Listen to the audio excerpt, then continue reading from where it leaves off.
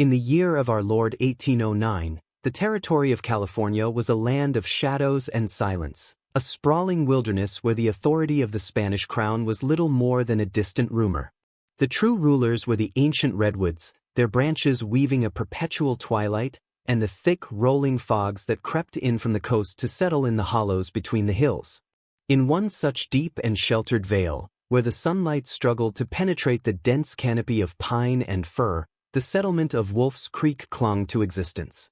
It was a place not born of ambition, but of exhaustion, a collection of rough-hewn log cabins, their chinking stained dark with damp, clustered around a single muddy track that pretended to be a street.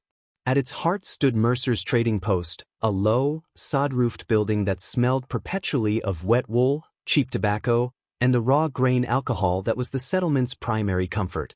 The people of Wolf's Creek were a hard, taciturn lot, their faces etched by weather and worry.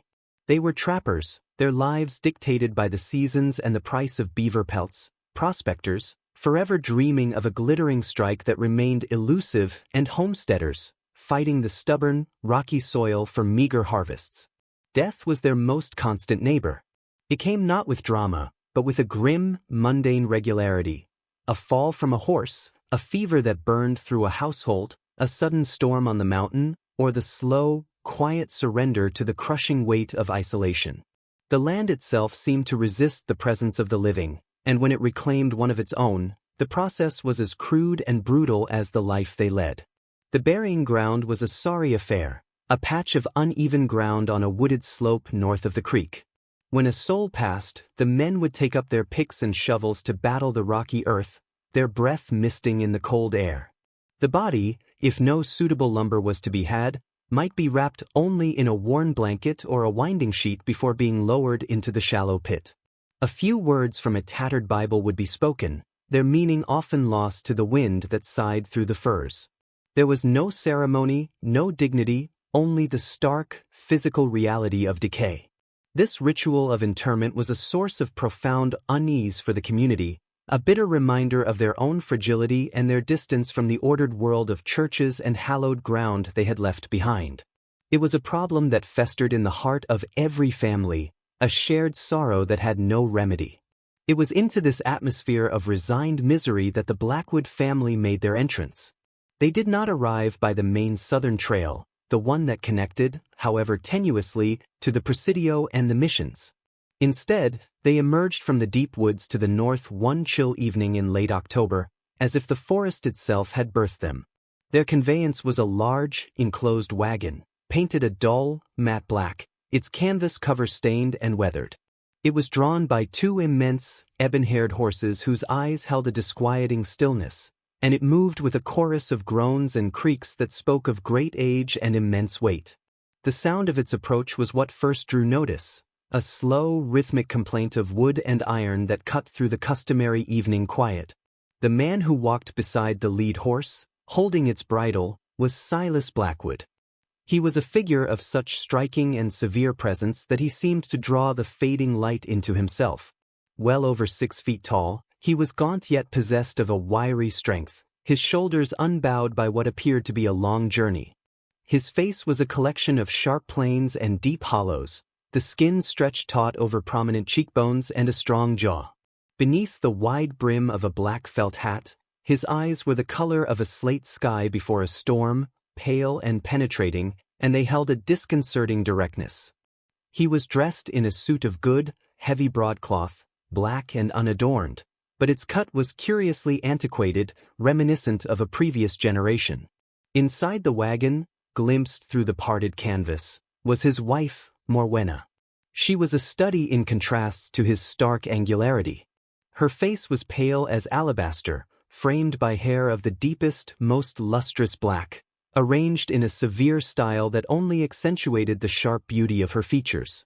She did not speak or smile, but merely watched the few onlookers with a calm, unnerving intensity, her hands folded neatly in the lap of her own dark, high-collar dress.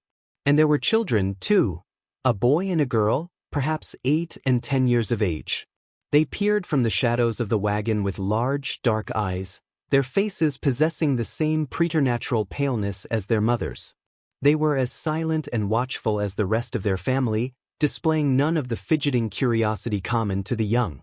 Without a word of inquiry or greeting to the startled settlers, Silas Blackwood guided his somber procession to the far eastern end of the valley, to a property that had stood empty for years. It was a two-story structure of weathered gray timber, known locally as the Old Henderson Place, its previous owner having vanished under circumstances no one cared to recall. The house stood on a slight rise, its windows like sightless eyes overlooking the creek, a gnarled and lightning-blasted oak standing sentinel beside it. The Blackwoods moved in with a quiet, efficient haste, and within a week, a discreet, professionally painted shingle was hung beside the gate. Blackwood and Sons, undertakers. Fine coffins and dignified interments. The initial reaction in Wolf's Creek was a mixture of suspicion and morbid curiosity. There was an undeniable air of the funereal about them, a deep-seated chill that seemed to emanate from their very persons. Yet, when Silas Blackwood finally came to the trading post to procure supplies, his demeanor was not threatening, but solemnly reassuring. His voice was a low, resonant baritone, and his words were few, precise, and carried the weight of conviction.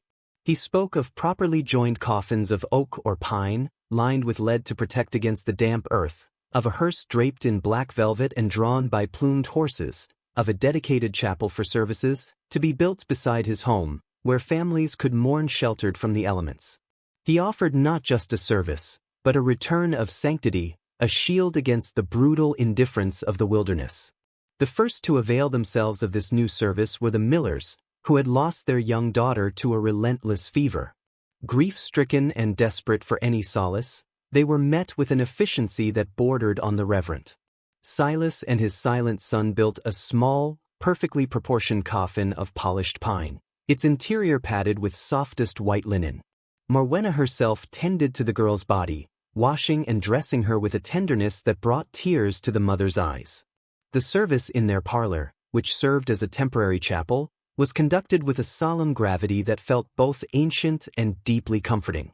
The Blackwoods asked for no payment beyond a fair price for the materials, speaking of their duty to the community. In the raw face of such loss, the people of Wolf's Creek felt a collective, grateful relief. The strange, cold family at the end of the valley were not outsiders to be feared, but saviors, offering a bastion against the despair that so often accompanied death. They were embraced, their peculiarities overlooked in light of the essential service they provided. But as the days shortened and the long, dark winter tightened its grip on the vale, a subtle shift began to occur. It was nothing one could point to with certainty, merely a feeling that settled in the gut, a cold, slow-dawning realization that since the Blackwoods' arrival, the solemn bell that now hung outside their funeral home seemed to be tolling with a frequency that felt, to some, just a little too pronounced. The acceptance of the Blackwoods into the fabric of Wolf's Creek was a gradual, pragmatic affair. In the weeks following the Miller child's funeral, a grim procession began to make its way to the eastern end of the valley. A farmer whose wife had succumbed to a consumption that racked her frail body with bloody coughs. A trapper found half frozen in a stream, his leg shattered from a fall. A child who had eaten a poisonous berry despite his mother's warnings. Each time, Silas Blackwood would arrive at the bereaved household with his son, a quiet, pale shadow of his father named Alistair. They would transport the deceased in their black, enclosed wagon, which seemed to swallow the light around it, to the somber parlor they had established on the ground floor of their home. This parlor was a place of profound silence and order. The air was thick with the scent of beeswax, dried lavender, and a faint, underlying odor of chemical preservatives that was not entirely unpleasant. The walls were bare of any ornamentation save for a single, large, iron crucifix of a severe and unfamiliar design. The coffins displayed were works of stark craftsmanship, constructed from local woods, oak, pine, and a strangely dark, almost ebony-hued cedar that Silas claimed to source from a secluded part of the forest. He offered lead linings for those who could afford it, speaking of the sanctity of the vessel and protection from the corrupting earth. His prices were fair, often shockingly so, and for those in dire poverty he would accept payment in kind, a sack of flour, a side of bacon, a promise of future labor. It was a generosity that further cemented his family's place as benevolent, if peculiar, pillars of the community. Morwenna Blackwood and her daughter, whom they called Ligeia, handled the preparation of the women and children. It was said that Morwenna possessed a touch that could erase the grimace of pain from the dead, leaving their features composed in a state of serene, waxen slumber. She used subtle cosmetics and herbs to restore a semblance of life to pallid cheeks, a skill that was viewed as both miraculous and unsettling. Ligeia, a girl of 10 with her mother's dark eyes and preternatural stillness, was often seen at her side, passing cloths and vials with a grave competence far beyond her years. The women of Wolf's Creek, while grateful, spoke in hushed tones of the experience. "It's like being tended to by angels from a very Old Testament," one remarked after Morwenna had prepared her sister. "Beautiful but cold. You feel you should whisper." It was Silas, however, who managed the public face of grief. He possessed an uncanny ability to reflect the sorrow of those he served, his stern features softening with a shared, solemn understanding. He never smiled, but his eyes would convey a depth of empathy that was profoundly comforting. He spoke of the soul's journey, of rest and peace, using phrases that were just Christian enough to be acceptable, yet tinged with a more archaic, universal spirituality. He listened to the grieving for hours, his silence more eloquent than any sermon. Men who would never confess their fears to the preacher found themselves unburdening their souls to the tall, dark undertaker. He became, for Wolf's Creek, a secular priest of mortality. To formalize their presence, Silas constructed a small chapel adjacent to the main house. It was a simple, rectangular building of the same gray timber, with a steeply pitched roof and narrow, stained glass windows depicting abstract patterns in deep, jewel-like colors, crimson, indigo, and violet, that cast a dim, liturgical light within. At the front, a simple altar of black oak stood, and beside the path leading to its doors, Silas erected a tall post from which hung a cast-iron bell. He explained that its toll would signify the beginning of a service, so that the whole community might pause and reflect, no matter where they were. The first time that bell rang, its sonorous, mournful peal echoing through the narrow valley, it was a sound both beautiful and deeply haunting. It felt like the settlement had acquired a soul, a voice to mark its passages. For a season, the bell tolled only for the deaths that were expected, the ones that came from natural causes or plain misfortune. The people grew accustomed to its sound. They would stop their work in the fields, or pause in mending a net by the creek, and bow their heads for a moment. The Blackwoods had brought order to chaos, ritual to randomness. They had tamed the terror of death, wrapping it in the trappings of dignity and calm. Wolf's Creek, in its own rough way, began to feel almost civilized. It was during the deep of winter, when the snow lay thick on the ground and the wind howled like a banshee through the pines, that the first faint tremor of unease truly surfaced. Old Man Hemlock, a grizzled trapper of 70 years who lived in a shack up in the high meadows, came down to the trading post for his monthly supplies. He was a man of few words and superstitious bent, his face a roadmap of a hard life. As he shared a bottle of whiskey with Elias Mercer, the post owner, he nodded his grizzled head towards the east. "Tell me, Elias," he rasped, his voice like gravel. "That bell? How often does it ring now?" Mercer, a stout, practical man, wiped a glass with a cloth. "As often as God calls his own, I suppose." "Same as always." Hemlock's eyes, sharp and dark beneath bushy white brows, narrowed. "Is it? When I was a younger man, a winter like this would take maybe 3 for souls. The weak, the sickly, the cold and the hunger. I've been counting since the first snow. That bell of Blackwoods has rung 7 times. Mercer shrugged, a little uncomfortably. "The Blackwoods keep better tally than we ever did. Before them, old Henderson up on the ridge could have passed and we'd not know for a month. They're thorough is all. It's a blessing." "A blessing," Hemlock repeated, taking a long swallow of whiskey. He stared into the fire. Perhaps. Or perhaps they're just better at finding the business." He fell silent after that, but a seed had been planted. A small, cold seed that took root in the frozen ground of the valley, waiting for the thaw to reveal what manner of thing it would grow into. The bell continued to toll, its sound now carrying a new, unspoken question with every somber note. The unease seeded by Old Man Hemlock's words did not sprout overnight. It festered, a slow-growing mold in the damp corners of the settlement's collective mind.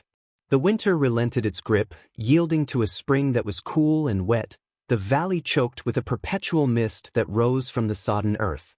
It was in this season of renewal and damp that the first overtly strange incident occurred, one that shifted the community's perception of the Blackwoods from benevolent eccentrics to something more ambiguous. The Peterson family, who ran a small dairy farm on the western edge of the settlement, was struck by a violent ague. First the youngest boy, Thomas, fell ill, his body racked with fever and convulsions. The local midwife, a stout, capable woman named Agnes Poole, did her best with poultices and bone-setters' prayers, but the boy's condition worsened. His skin grew clammy, his breaths shallow and rapid. It was then that Alara Peterson, desperate and sleep-deprived, remembered Morwenna Blackwood's skill with herbs and the composure she brought to the dying. Swallowing her trepidation, she sent her eldest son to fetch her.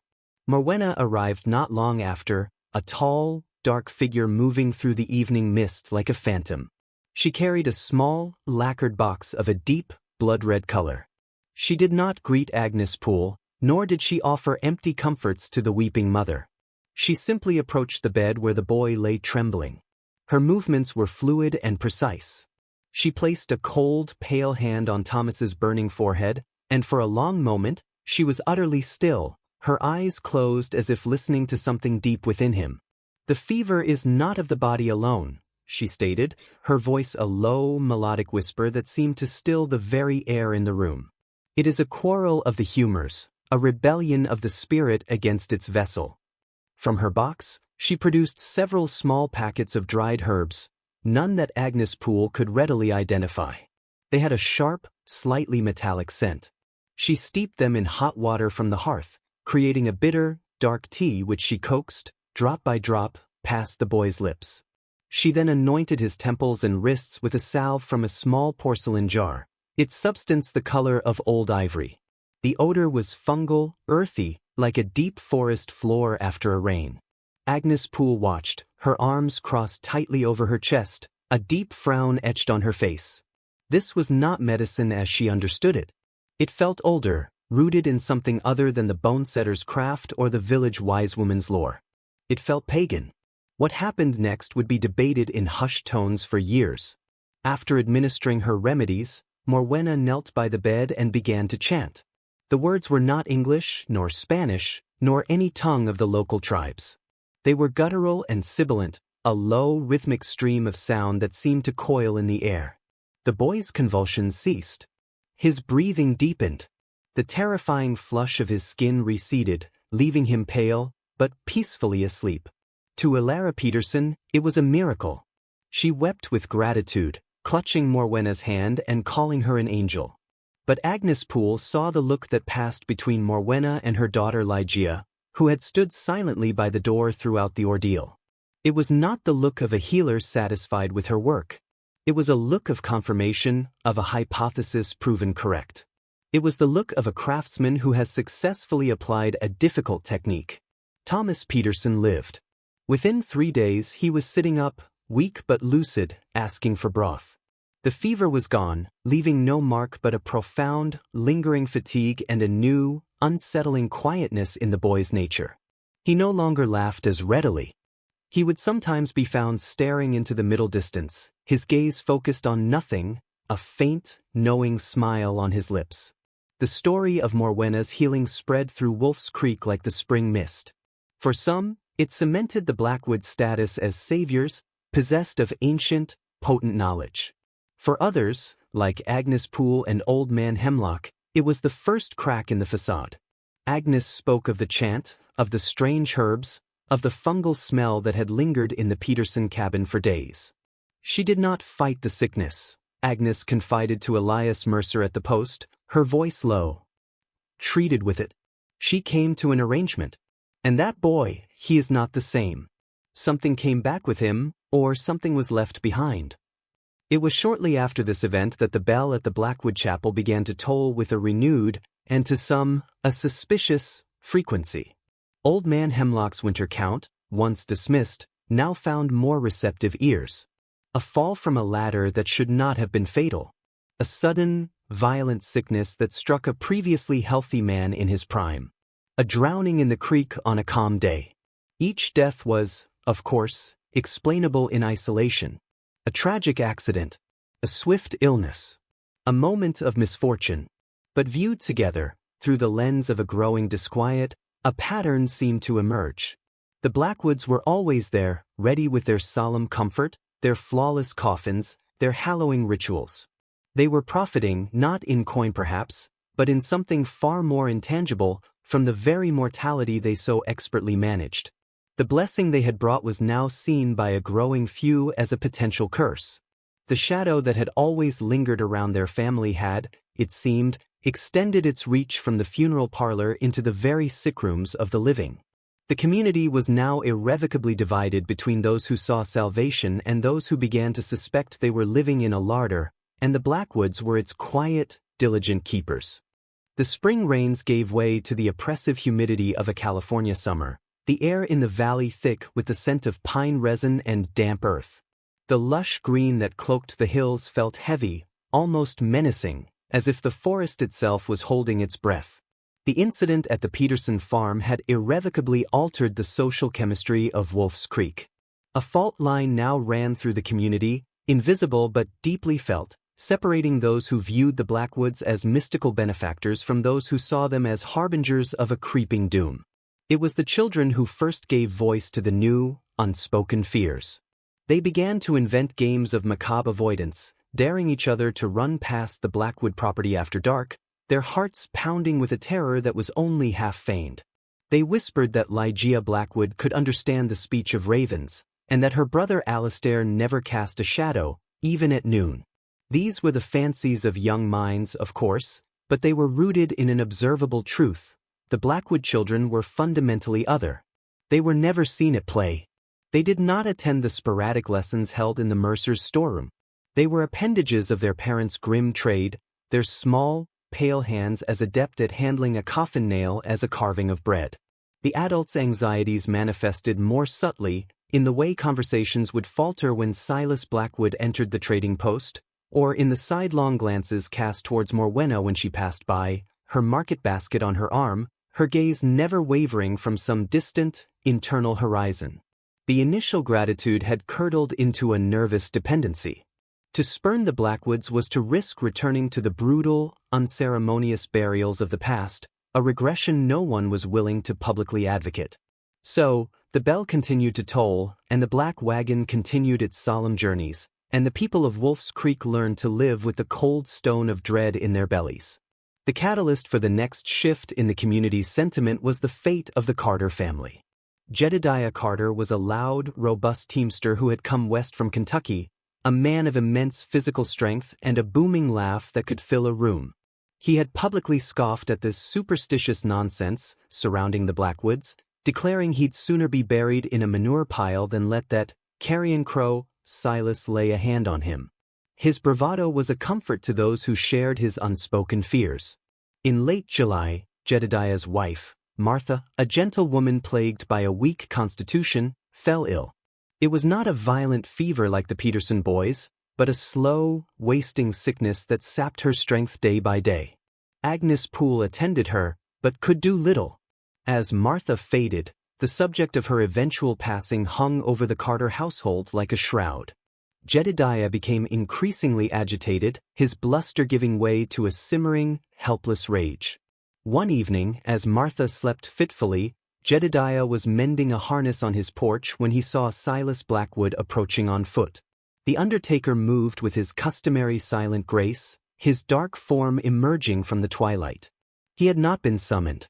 "Evenin', Mr. Carter," Silas said, his voice low and respectful. "I wish to inquire after your wife. The community prays for her recovery." Jedediah stood up, his large frame blocking the doorway. "She's resting. We've no need of your services, Blackwood." Silas's pale eyes seemed to gleam in the fading light. "It is never a question of need, Mr. Carter, but of preparedness." A time of grief is not a time for practical arrangements. I merely offer to ease that future burden. A coffin of good oak, perhaps? I have a piece that would be most fitting. The sheer presumption, the calm, preemptive discussion of his wife's coffin, ignited a fury in Jedediah. "Get off my land," he snarled, his voice trembling with anger. "You and your whole damned family. You're like vultures circling. We want no part of your business." Silas did not flinch. He simply inclined his head, a gesture that was not quite submission. "As you wish. But remember, the rituals must be observed. For her sake." He turned and melted back into the gathering darkness, leaving Jedediah standing on his porch, his hands clenched into white-knuckled fists. 2 nights later, Martha Carter passed away in her sleep. Her death was peaceful, expected. But Jedediah's grief was compounded by a terrible dilemma. He had publicly sworn never to use the Blackwoods. Yet, the thought of digging a crude grave for his beloved Martha, of subjecting her to the indignity of a shroud in the cold, wet earth, was unbearable. The community watched, waiting. Pride, in the end, lost to love and a lingering fear of desecrating his wife's memory. Swallowing his rage and humiliation, Jedediah Carter sent his son to the Blackwood home. Silas received the news with no hint of triumph, only his usual solemn gravity. He and Alistair arrived with the wagon, and they treated Martha's body with the same reverent care they showed all their charges. The coffin they provided was, as promised, made of fine, polished oak. The service in their little chapel was impeccably conducted. But something happened after the service, as the mourners filed out into the sunlight. Jedediah, his face a mask of shattered pride and sorrow, lingered by the coffin for a final farewell. As he leaned in, he saw it. Nestled in the white linen pillow, just beside his wife's pale neck, was a small, twisted sprig of a dark, woody plant. It was the same kind of herb Morwenna Blackwood had used in her concoction for the Peterson boy. It held a faint, fungal, deeply earthy scent. To anyone else, it might have been mistaken for a simple, rustic adornment. But to Jedediah, it was a message. A mark. It was the carrion crow leaving his sign on the prey he had been denied in life but claimed in death. He said nothing, his grief too profound, his rage too terrifying. He simply turned and walked away, a broken man. But the story, whispered from his lips to a trusted few, spread. The Blackwoods weren't just managing death. They were, in some incomprehensible way, claiming the dead. The bell's toll was no longer just a marker of an ending. To a growing number of ears, it sounded like a claim of ownership. The harvest in the hollow was ongoing, and the Blackwoods were the silent, patient reapers.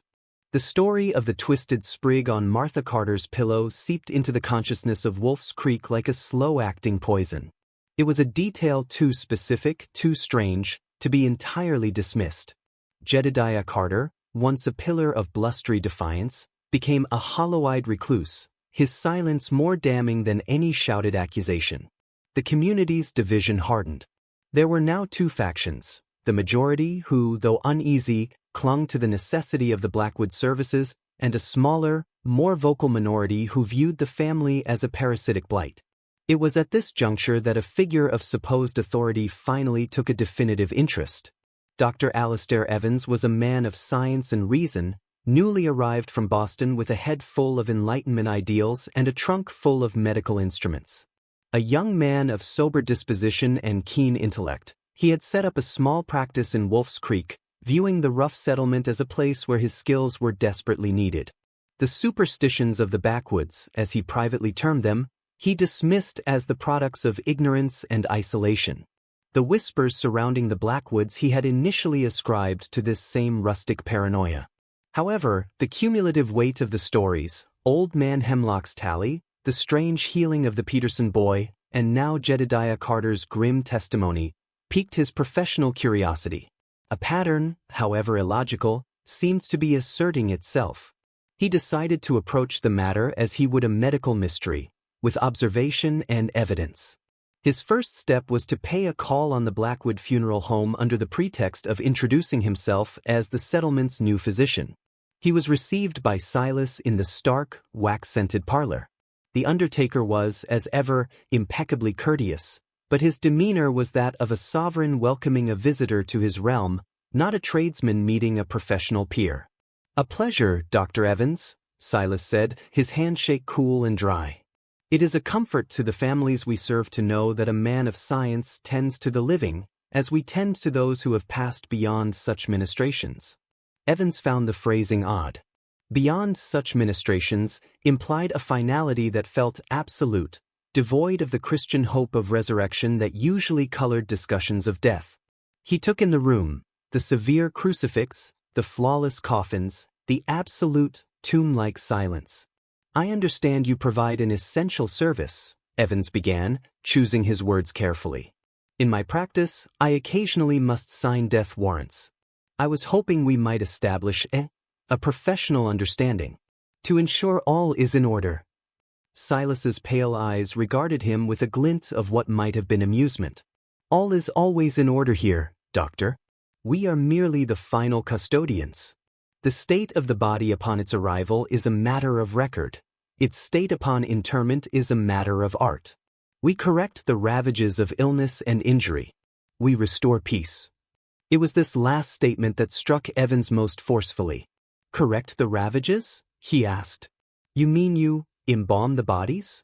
"A crude term for a sacred practice," Silas replied smoothly. "We use certain techniques and compounds, passed down through generations, to preserve the sanctity of the form. It is a kindness to the living to see their loved ones at rest, not in decay." Evans felt a chill that had nothing to do with the room's temperature. Embalming was known, but it was a rare and expensive practice, usually reserved for the wealthy and powerful who required long-distance transport. Its use in a remote settlement like Wolf's Creek was highly unusual. What compounds did they use? What techniques? His opportunity for closer investigation came sooner than he expected. A few days later, a trapper named Finn was brought in after a grizzly bear attack. His body was a horrifying canvas of lacerations and crushed bone. Dr. Evans, who had pronounced the death, returned to the Blackwood home later that evening under the guise of completing the paperwork. He was directed to the preparation room at the back of the house. The scene he witnessed there would haunt him for the rest of his days. The room was lit by several oil lamps, casting a ghastly, wavering light. Finn's body lay on a stone slab, and Morwenna and Ligeia were attending to it. They were not simply washing or dressing the corpse. With a surreal, surgical precision, they were using fine, silvered tools to stitch the horrific wounds closed. But it was not thread they were using. It appeared to be a thin, dark, sinewy material that gleamed wetly in the lamplight. As Morwenna worked, she hummed the same low, guttural chant Evans had heard described from the Peterson house. Worse still were the jars. Lining the shelves were dozens of glass containers filled with a clear, viscous fluid. Within them floated things that made the doctor's stomach turn. Organs, hearts, livers, kidneys, that were not human.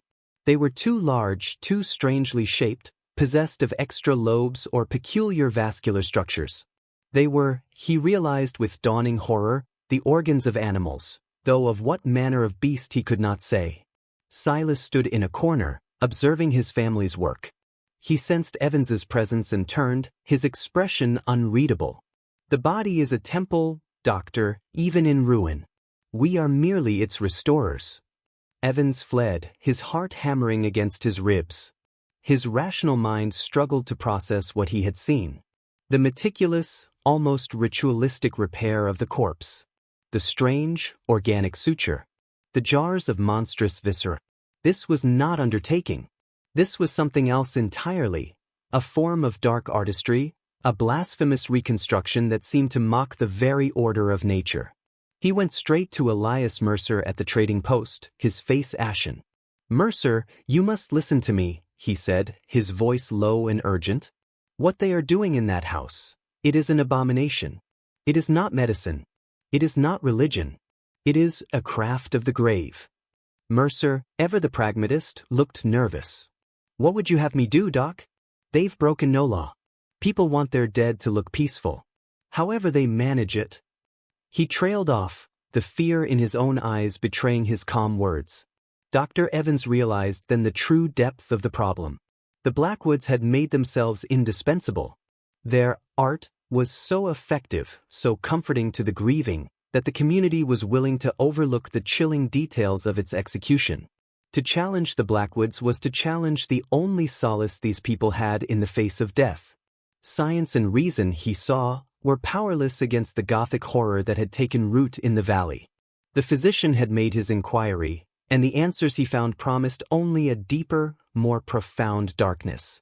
The oppressive summer heat did little to dispel the chill that had settled over Wolf's Creek.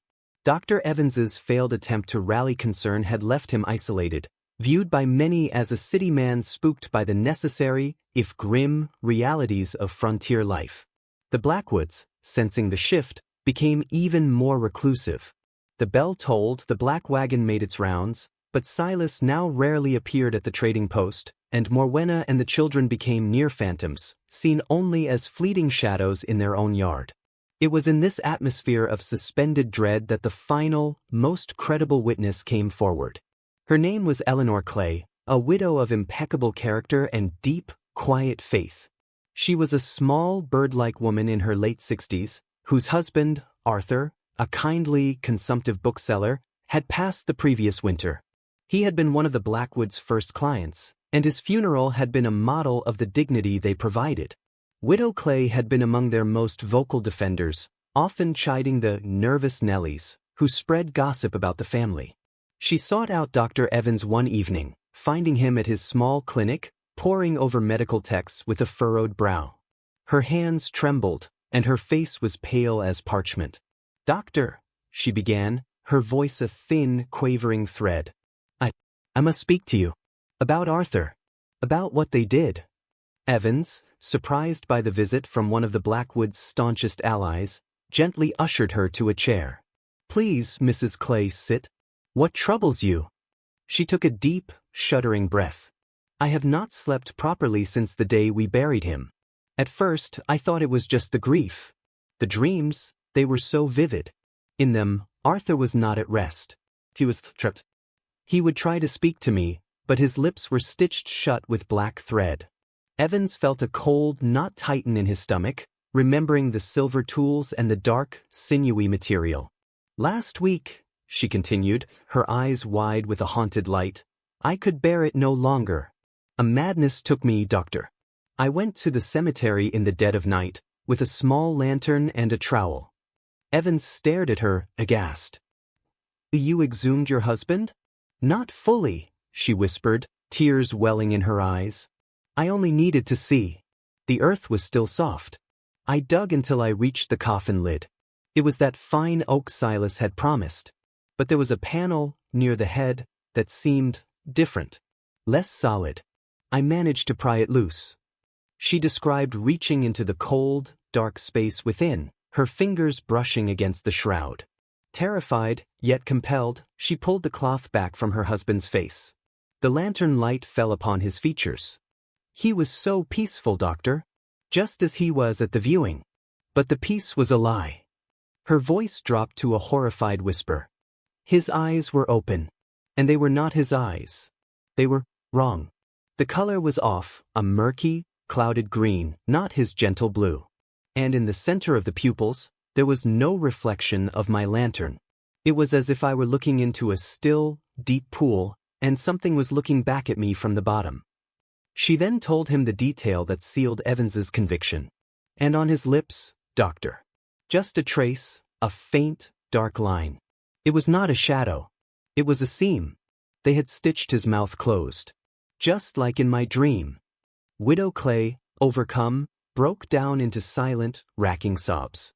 Dr. Evans gave her a sedative and helped her to a cot, his own mind reeling. This was no longer hearsay or superstition. This was a first-hand account from a reliable, God-fearing woman. The Blackwoods were not merely eccentric morticians. They were engaging in a systematic, grotesque desecration of the dead.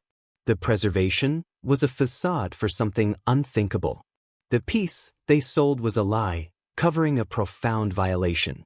The next morning, armed with the widow's testimony, Evans went directly to the closest semblance of authority in the region, a Spanish constable stationed a day's ride away in a small presidio. He presented his case with clinical precision, detailing the strange herbs, the jars of abnormal organs, the surgical alterations, and finally, the ghastly eyewitness account of Eleanor Clay. The constable, a bored and cynical man named Ruiz, listened with growing impatience. When Evans finished, he sighed, rubbing his temples. "Doctor," he said, his tone dismissive, "you speak of bad dreams and an old woman who digs up her husband. You show me no law that says a man cannot sew a wound on a corpse or use strong herbs. These strange organs, they are for medical study, no? You are a doctor, you should understand. And this business with the eyes, grief plays terrible tricks on the mind." "But the pattern," Evans insisted. "The pattern is that people die, and this family buries them," Ruiz interrupted. "They provide a service your people clearly want. If I ride into Wolf's Creek on this fantasy, I will be laughed back to Monterey. Unless you have a body, doctor. A fresh one with proof of a crime upon it. Not the ravings of a grieving widow or the suspicions of a man who does not like the look of his neighbors." Dejected and furious, Evans returned to Wolf's Creek. Ruiz's words, however callous, contained a kernel of brutal truth. To break the Blackwoods' hold, he needed irrefutable, physical evidence. He needed to catch them in the act, with a body that showed undeniable proof of their macabre practices. He began to watch the funeral home with a new, grim purpose, waiting for the next death, the next opportunity to catch the undertakers in their ghastly work. The hunt was now official, if only in the mind of one man. The valley held its breath, waiting for the next toll of the bell, which would now sound not just as a knell for the dead, but as a starting pistol for a confrontation with the living dead who tended them. The confrontation with Constable Ruiz solidified Dr. Evans's grim resolve. He was now the sole sentinel standing against a darkness the rest of the world refused to see. The widow Clay's testimony had become his torch in the encompassing gloom, a personal and terrible truth he could not unknow. He began to keep a detailed journal, not of medical observations, but of the Blackwoods' movements, the frequency of the bell, and any anecdote, no matter how small, that seemed to add to the sinister portrait he was compiling. He noted that the Blackwood property was always immaculate, yet the garden was a strange and joyless affair. They grew no vegetables or bright flowers. Instead, they cultivated a variety of peculiar, funereal plants, dark, fleshy-leaved succulents that seemed to absorb the light, spindly bushes with thorns like fishhooks, and a creeping, gray-green moss that clung to the north side of the house and the chapel. Most prominent were 3 tall, slender cypress trees they had planted in a perfect triangle in the front yard, trees traditionally associated with graveyards and mourning. Their scent, especially after a rain, was overpowering, a sweet, cloying aroma that masked a deeper, earthier note of rot, a fragrance that seemed to cling to the Blackwoods' clothes and linger in the air long after their wagon had passed. His surveillance was cautious, conducted from the cover of the dense woods that bordered their land. He observed Alistair and Ligeia at their chores. The boy, now entering his late teens, was a spectral replica of his father, all sharp angles and silent intensity. He would split firewood with a brutal, efficient grace or practice carving small, distorted figures from chunks of dark cedar, figures that Evans, from a distance, could not quite make out, but whose shapes seemed unervingly fluid, almost larval. Ligeia, meanwhile, tended the morbid garden, her touch seeming to make the gloomy plants thrive. She would sometimes pause, her head cocked as if listening to a conversation only she could hear, a faint, secret smile playing on her lips. It was during these vigils that Evans began to notice another pattern, one more subtle and more horrifying than the tolling of the bell. On nights when there was no new body in their care, a different kind of activity occurred. Late, long after midnight, Silas and Alistair would emerge from the house, carrying not a coffin, but a large, heavy-looking chest between them. They would load it onto the wagon and, without a lantern to guide them, drive off down a narrow, overgrown track that led deeper into the uncharted forest to the north. They would be gone for hours, returning just before dawn, the wagon now empty.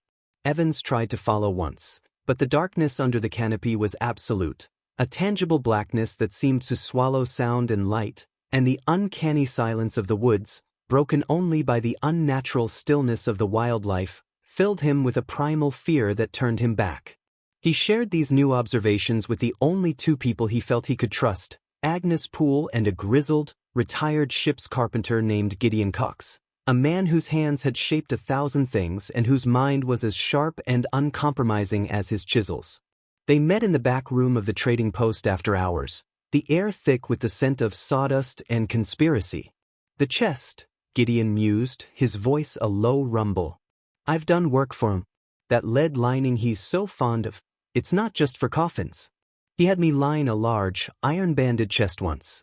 Same dimensions you describe. Paid me in Spanish silver, coin so old it was worn smooth. And the herbs," Agnes added, her face grim. "I've tried to find what they are. None of the local tribes use them. I showed a drawing to a Nisanan trader who came through. He crossed himself, a gesture he'd learned from the missions, and called it corpse weed. Said it only grows where the earth is sick, where things have been buried that should not be." The pieces were forming a mosaic of dread. The lead-lined chest, the midnight journeys into the deep woods, the corpse weed, the desecration of the bodies. What were they doing? Were they merely grave robbers, stealing trinkets from the dead? But Jedediah Carter had been a teamster, and Widow Clay a bookseller's wife. They possessed no great wealth. The value was not material. Dr. Evans voiced the theory that had been coiling in his mind like a serpent. "It is not treasure they seek," he said, his voice barely a whisper. "It is the bodies themselves, or something from them. They are not undertakers, they are collectors." The following Sunday, a new family arrived in Wolf's Creek, a wagon of hopeful farmers from Missouri named Dobbs. They were bright-eyed and full of plans, a splash of vibrant color in the valley's drab palette. They attended the informal prayer gathering held outside the trading post, their robust health and loud laughter a stark contrast to the weary settlers. Dr. Evans watched them with a sense of impending doom. Their innocence felt like a provocation. 3 days later, the youngest Dobbs boy, a cheerful child of 7, fell from a hayloft and broke his neck. The accident was swift, tragic, and utterly mundane. The family was shattered. In their shock and grief, they naturally turned to the only funeral home in the valley. As Dr. Evans stood at the edge of the Dobbs property, watching the familiar black wagon approach, he knew this was his chance. The body was fresh. The cause of death was a simple, clean fracture. There would be no ravages of illness to correct, no need for their bizarre preservation techniques. If they altered this body, it would be an act of pure, gratuitous violation. He had to see what they did to the boy. That night, under the cover of a moonless sky, he made his way to the Blackwood home. The windows of the preparation room were shuttered, but he found a narrow crack in the warped wood, a sliver of vantage point. The room within was lit by the same ghastly oil lamps. The small body of the Dobbs boy lay on the stone slab. Silas and Morwenna were there, along with their children. It was a family affair. They were not stitching wounds. They were not anointing him with oils. Silas was holding a long, slender instrument made of a dull, non-reflective metal. With a surgeon's precision, he inserted it into the boy's nose, working it gently upwards, towards the brain. There was a soft, cracking sound, like a nutshell giving way. Morwenna held a small, ceramic bowl beneath the nostril. A single drop of clear fluid, shimmering with an unnatural, oily rainbows, fell into the vessel. Then Alistair stepped forward with a different tool, a sort of delicate scoop. He carefully opened one of the boy's eyes and, with a swift, practiced movement, removed the eyeball. Ligeia was ready with a small, polished box, lined with what looked like dark velvet. She placed the orb within it. But before closing the lid, Evans saw her select one of the strange, murky green eyes from a jar on the shelf, an eye like the one Widow Clay had described, and place it gently into the empty socket of the Dobbs boy. They were harvesting them, taking pituitary fluid and the eyes, and replacing them with something else. Something that looked back. Dr. Evans stumbled away from the window, his stomach heaving. He had his evidence. It was more monstrous than he had ever imagined. The Blackwoods were not just desecrating the dead, they were harvesting components and implanting others, performing a ghastly inventory of the human form for a purpose so dark his mind could not fully encompass it. The funeral home was not a place of rest, it was a processing plant for a commodity only they understood. And the lead-lined chest they took into the woods? He dreaded to think what it might contain. Dr. Evans did not sleep that night. The image of the small, lifeless form on the stone slab, subjected to that vile ritualistic harvest, was burned onto the back of his eyelids. The clinical detachment he had cultivated through years of medicine had been utterly annihilated, replaced by a cold, consuming fury and a terror so profound it felt like a physical weight on his chest. He had crossed a threshold. He was no longer an investigator, but a witness to an abomination. At first light, his face haggard and eyes burning, he went to Gideon Cox and Agnes Poole. He told them what he had seen, sparing no detail. Agnes turned ashen and made the sign of the cross, her lips moving in silent prayer. Gideon, however, listened with a grim, stony silence, his gnarled hands clenching and unclenching. When Evans finished, the old carpenter spoke, his voice low and deadly serious. "That chest I lined for him," Gideon said. "Lead is heavy, mighty heavy. A chest that size, fully laden, a man couldn't carry it alone. It'd take two strong men, like Silas and his boy, to lift it. And lead don't let nothin' in or out. No air, no damp, no smell." He paused, letting the implication hang in the air. "There's storin' somethin'. Somethin' that needs to be kept sealed away from God's clean earth." "The eyes," Agnes whispered, her voice trembling. "And the fluid from the brain, the snot of the soul, the old texts call it. It's used in the darkest of pacts. They are not just collecting, Doctor. They are making payments. To something." The three of them formed a desperate, clandestine council. They could not go to the authorities. Constable Ruiz had made that futile. A direct, public accusation without a body as proof would only see them ridiculed or, worse, drive the Blackwoods deeper underground. They had to act themselves. They needed to know what was in that chest, and where they took it on their midnight journeys. Their plan was born of desperation. They would follow the Blackwoods into the deep woods on the next moonless night, discover their destination, and if possible, seize the chest as evidence. They did not have to wait long. 2 nights later, the sky was again a void, the moon and stars smothered by thick cloud. From his post in the woods, Evans saw the familiar activity. Silas and Alistair emerging from the house, straining under the weight of the lead-lined chest. It was clearly full. They loaded it onto the wagon with a solid, final thud that echoed in the preternatural silence. Evans gave a low, owl-like hoot, the prearranged signal. From the deeper shadows, Gideon and Agnes emerged. Gideon carried a heavy woodsman's axe, not for violence, he insisted, but for persuasion and prying. Agnes carried a bundle of herbs, juniper and St. John's wort, and a small, silver crucifix, her own tools for persuasion. They followed at a perilous distance, the wagons creaking their only guide in the oppressive blackness. The track was little more than a deer path, winding upwards into the steep, densely forested hills north of the valley. The air grew colder, and the normal night sounds of the forest, the chirping of crickets, the hooting of owls, were completely absent. It was as if they were moving through a world stripped of life, a negative image of creation. The only scent was the faint, lingering trace of the Blackwood cypress trees, now mixed with the smell of damp rock and something else, something ancient and metallic, like old blood on stone. After what felt like an eternity, the wagon ahead stopped. Evans, Gideon, and Agnes crouched low, peering through a thicket of manzanita. They had arrived at a place where the trees abruptly ended, forming a perfect, unnatural circle. In the center of this clearing was a low, flat outcrop of black basalt, stained with patches of pale, phosphorescent lichen that cast a sickly, greenish glow. The rock was carved with symbols that matched the severe design of the crucifix in the Blackwood parlor, angular, non-Euclidean patterns that hurt the eyes to look upon.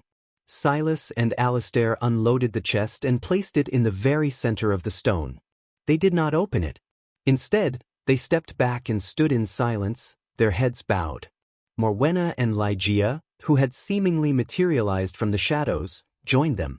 As one, the family began the same low, guttural chant Evans had heard before, a sound that seemed to vibrate not through the air, but through the very rock beneath their feet.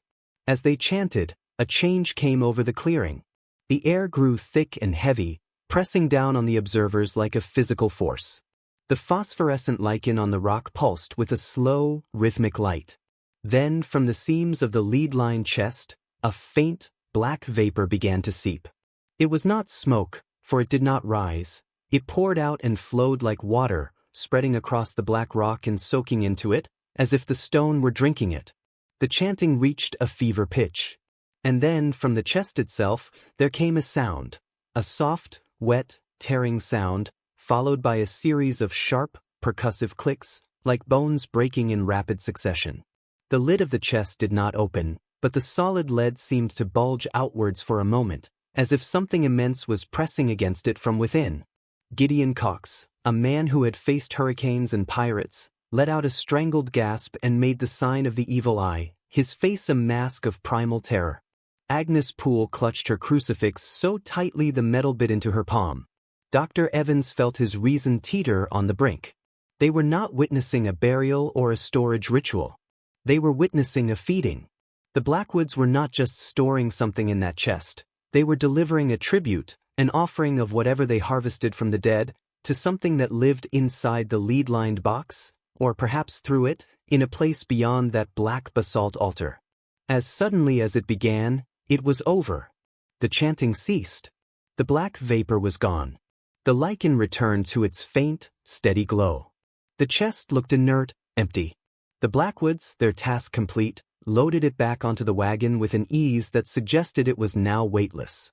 They turned and began their journey back down the path, leaving the clearing to its ancient, profane silence.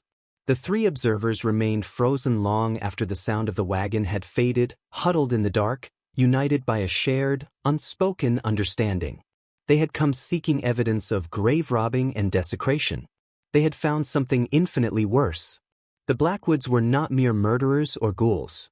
They were priests of a forgotten god, a deity of silence and decay, and their funeral business was the means of a terrible, ongoing covenant, written in flesh and sealed with lead. The journey back from the blasphemous clearing was a silent, somber procession of the soul.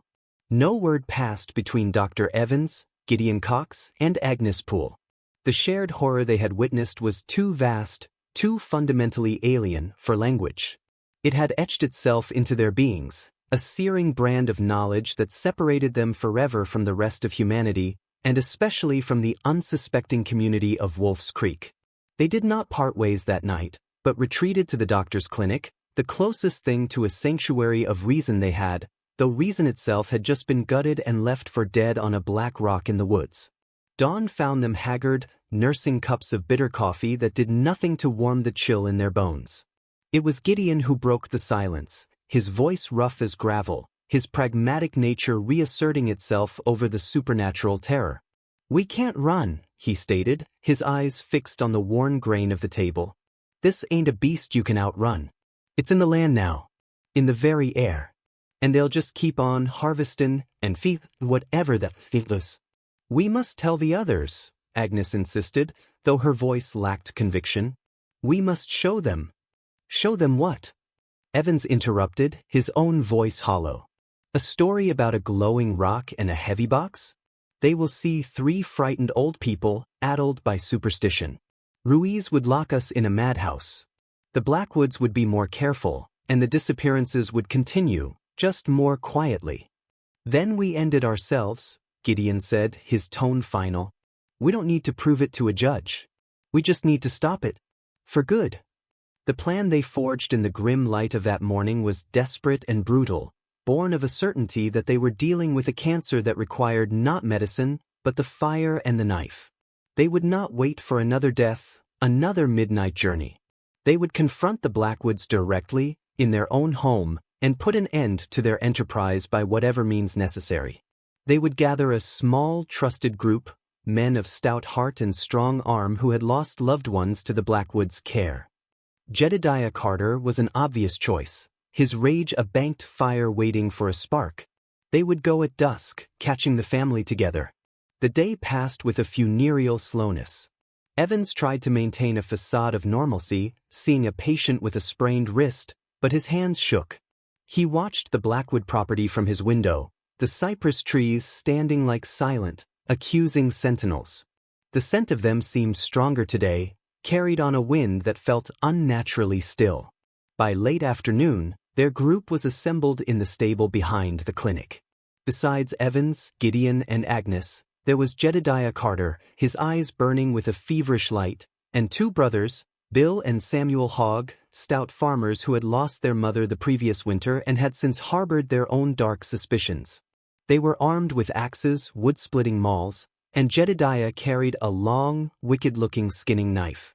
They were not a mob, they were a firing squad, their purpose grim and focused. As the sun dipped below the rim of the valley, casting long, distorted shadows, they moved as one towards the Blackwood home. The place was silent, but a faint, oily light flickered from the windows of the chapel. Silas Blackwood was there, alone, kneeling before the stark, iron crucifix. He did not turn as they entered, the door groaning on its hinges. "Mr. Blackwood," Dr. Evans said, his voice echoing in the small, dark space. "It is over. We know what you are. We know what you do." Silas rose slowly, turning to face them. His expression was not one of fear or surprise, but of a profound, weary patience, as if he had been waiting for this interruption for a very long time. His pale eyes scanned the group, lingering on each face, and a faint, almost imperceptible smile touched his lips. "No," he repeated, his voice a soft, chilling caress. "You know the scent of the soil, Dr. Evans? You know the patience of the stone? You know the hunger that lies at the root of all things, the silence that waits for every sound? You know nothing." Jedediah Carter took a step forward, his knife held tight. "Where's my wife, you devil? What did you do to her?" "We gave her peace," Silas said, his gaze unwavering. "A peace deeper than you can comprehend. A peace that serves a far greater purpose than your fleeting memories." "Where are the others?" Gideon demanded, hefting his axe. "Your witch of a wife and your hellspawn children?" "They are attending to their duties," Silas replied calmly, "as I have attended to mine. This valley, it was chosen long before you arrived. It is a thin place, a place where the door can be opened. We are merely the keepers of the key." "The chest," Evans said, his scientific mind grappling with the metaphor. "What is in it? What are you feeding?" Silas's smile widened, a crack in the marble of his face. "Feeding? You misunderstand the transaction, Doctor. We are not feeding a hunger. We are paying a debt incurred by life itself. For every breath drawn, a price must be paid in the currency of silence. We are the tax collectors." He took a step towards them, and the air in the chapel grew cold. "You speak of ending this. You cannot. You are merely a season. We are the coming winter." It was then that Jedediah Carter, his rage finally overcoming his fear, lunged forward with a roar, his knife aimed at Silas's heart. The movement was too fast, too violent. But Silas did not flinch. He moved with an impossible speed, his hand snapping up to catch Jedediah's wrist. There was a sound like a dry branch snapping. Jedediah screamed, a short, sharp cry that was cut off as Silas, with a strength that belied his gaunt frame, threw him bodily across the chapel. He crashed into the wall and slid to the floor, unconscious. The others stood frozen, their weapons suddenly feeling like toys. The reality of what they faced, not a man, but something wearing the shape of a man, sank in with paralyzing clarity. "You see," Silas said, his voice still calm, "you cannot stop the turning of the earth. You can only choose whether to be chaff upon it, or to be part of the soil that endures." He looked at them each in turn, his gaze of physical weight. "Leave this place. Bury your dead. Live your little lives. And when your time comes, as it comes for all, we will be here to settle your account." He turned his back on them, returning to his kneeling position before the crucifix, dismissing them as if they were nothing more than irksome phantoms. They were defeated not by force, but by the sheer, awful magnitude of the truth they had been shown. Shamefaced and terrified, They retrieved Jedediah's limp form and retreated from the chapel, the scent of cypress and decay following them like a curse. The reckoning had not been theirs to deliver. They had merely been granted an audience with their own futility. The failed confrontation at the chapel broke something in the small band of conspirators. Jedediah Carter, his wrist set and splinted by a grim-faced Dr. Evans, retreated into his cabin and was not seen again for days, the fire of his rage extinguished by the cold water of a terror he could not comprehend. The Hogg brothers, simple men of the soil, spoke of nothing but the need to mend fences and tend to their livestock, their minds recoiling from the memory of Silas Blackwood's unnatural strength. Only Gideon, Agnes, and Dr. Evans remained steadfast, their resolve hardened into a cold, flinty core. They had lost the battle of direct confrontation, but the war was not over. If they could not destroy the Blackwoods by force, they would destroy their influence by revelation. Their new strategy was one of whispered truths. They began, carefully, to speak of what they knew. Not the full cosmic horror of the Black Altar, that would see them branded as mad, but the tangible, physical horrors. Agnes Poole spoke to the women at the creekside laundry, her voice low and earnest, describing the strange herbs and the fungal smell, the way Morwenna Blackwood's healing felt like a transaction with the sickness itself. She spoke of the widow Clay's testimony, of the stitched lips and the wrongness in the eyes of her husband. Dr. Evans, leveraging his position as a man of science, took the men aside at the trading post. He spoke in clinical terms of the preservation techniques that had no basis in known medicine, of the jars of abnormal organs, of the surgical removal of eyes and pituitary fluid. He presented it not as witchcraft, but as a perversion of science, a ghastly experimentation on the dead. They are not giving our loved ones peace, he would say, his voice grave. They are using them as raw material. They are artisans of the corpse, and their craft is an abomination. Gideon Cox, respected for his no-nonsense pragmatism, provided the final, damning piece. He spoke of the lead-lined chest, not as a mystical object, but as a practical one. Lead seals away corruption, he'd grunt, whittling a piece of wood with intense focus. What manner of corruption is so foul you need a 1/2 weight of lead to contain it? What are they storing that they don't want the earth, or God, to see? These seeds of doubt, planted deliberately in the fertile soil of the community's existing fears, began to sprout.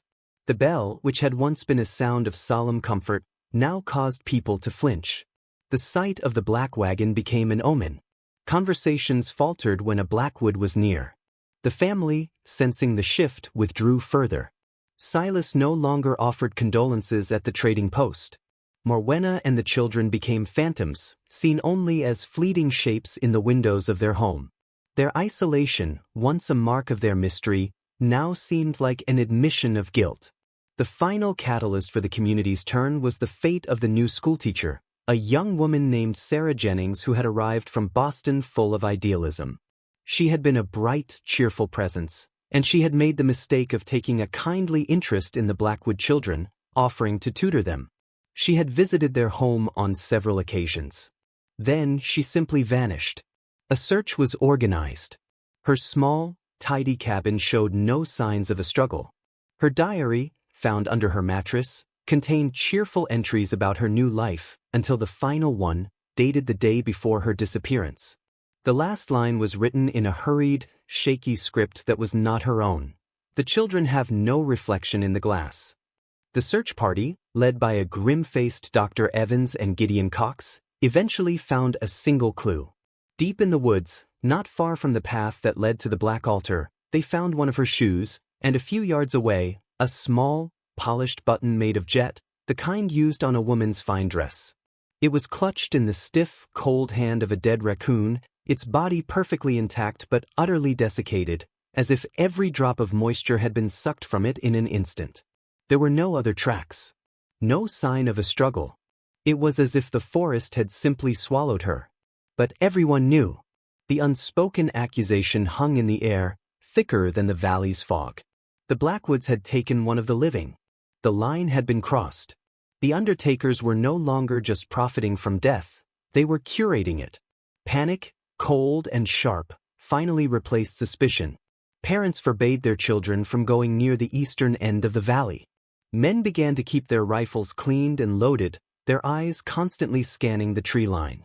The community of Wolf's Creek, once held together by shared hardship, was now united by a shared, paralyzing fear. They were prisoners in their own homes, waiting for the next toll of the bell, wondering who would be next, and knowing that when their time came, the black wagon would come for them, and they would be taken to a house that was not a place of rest, but a gateway to something unspeakable. The unraveling was complete. The fabric of their reality had been torn, and through the rent, they could see the terrible, patient darkness that had been living amongst them all along. The disappearance of Sarah Jennings cast a final, definitive pall over Wolf's Creek. Fear ceased to be a private dread and became the very medium in which the community lived and breathed.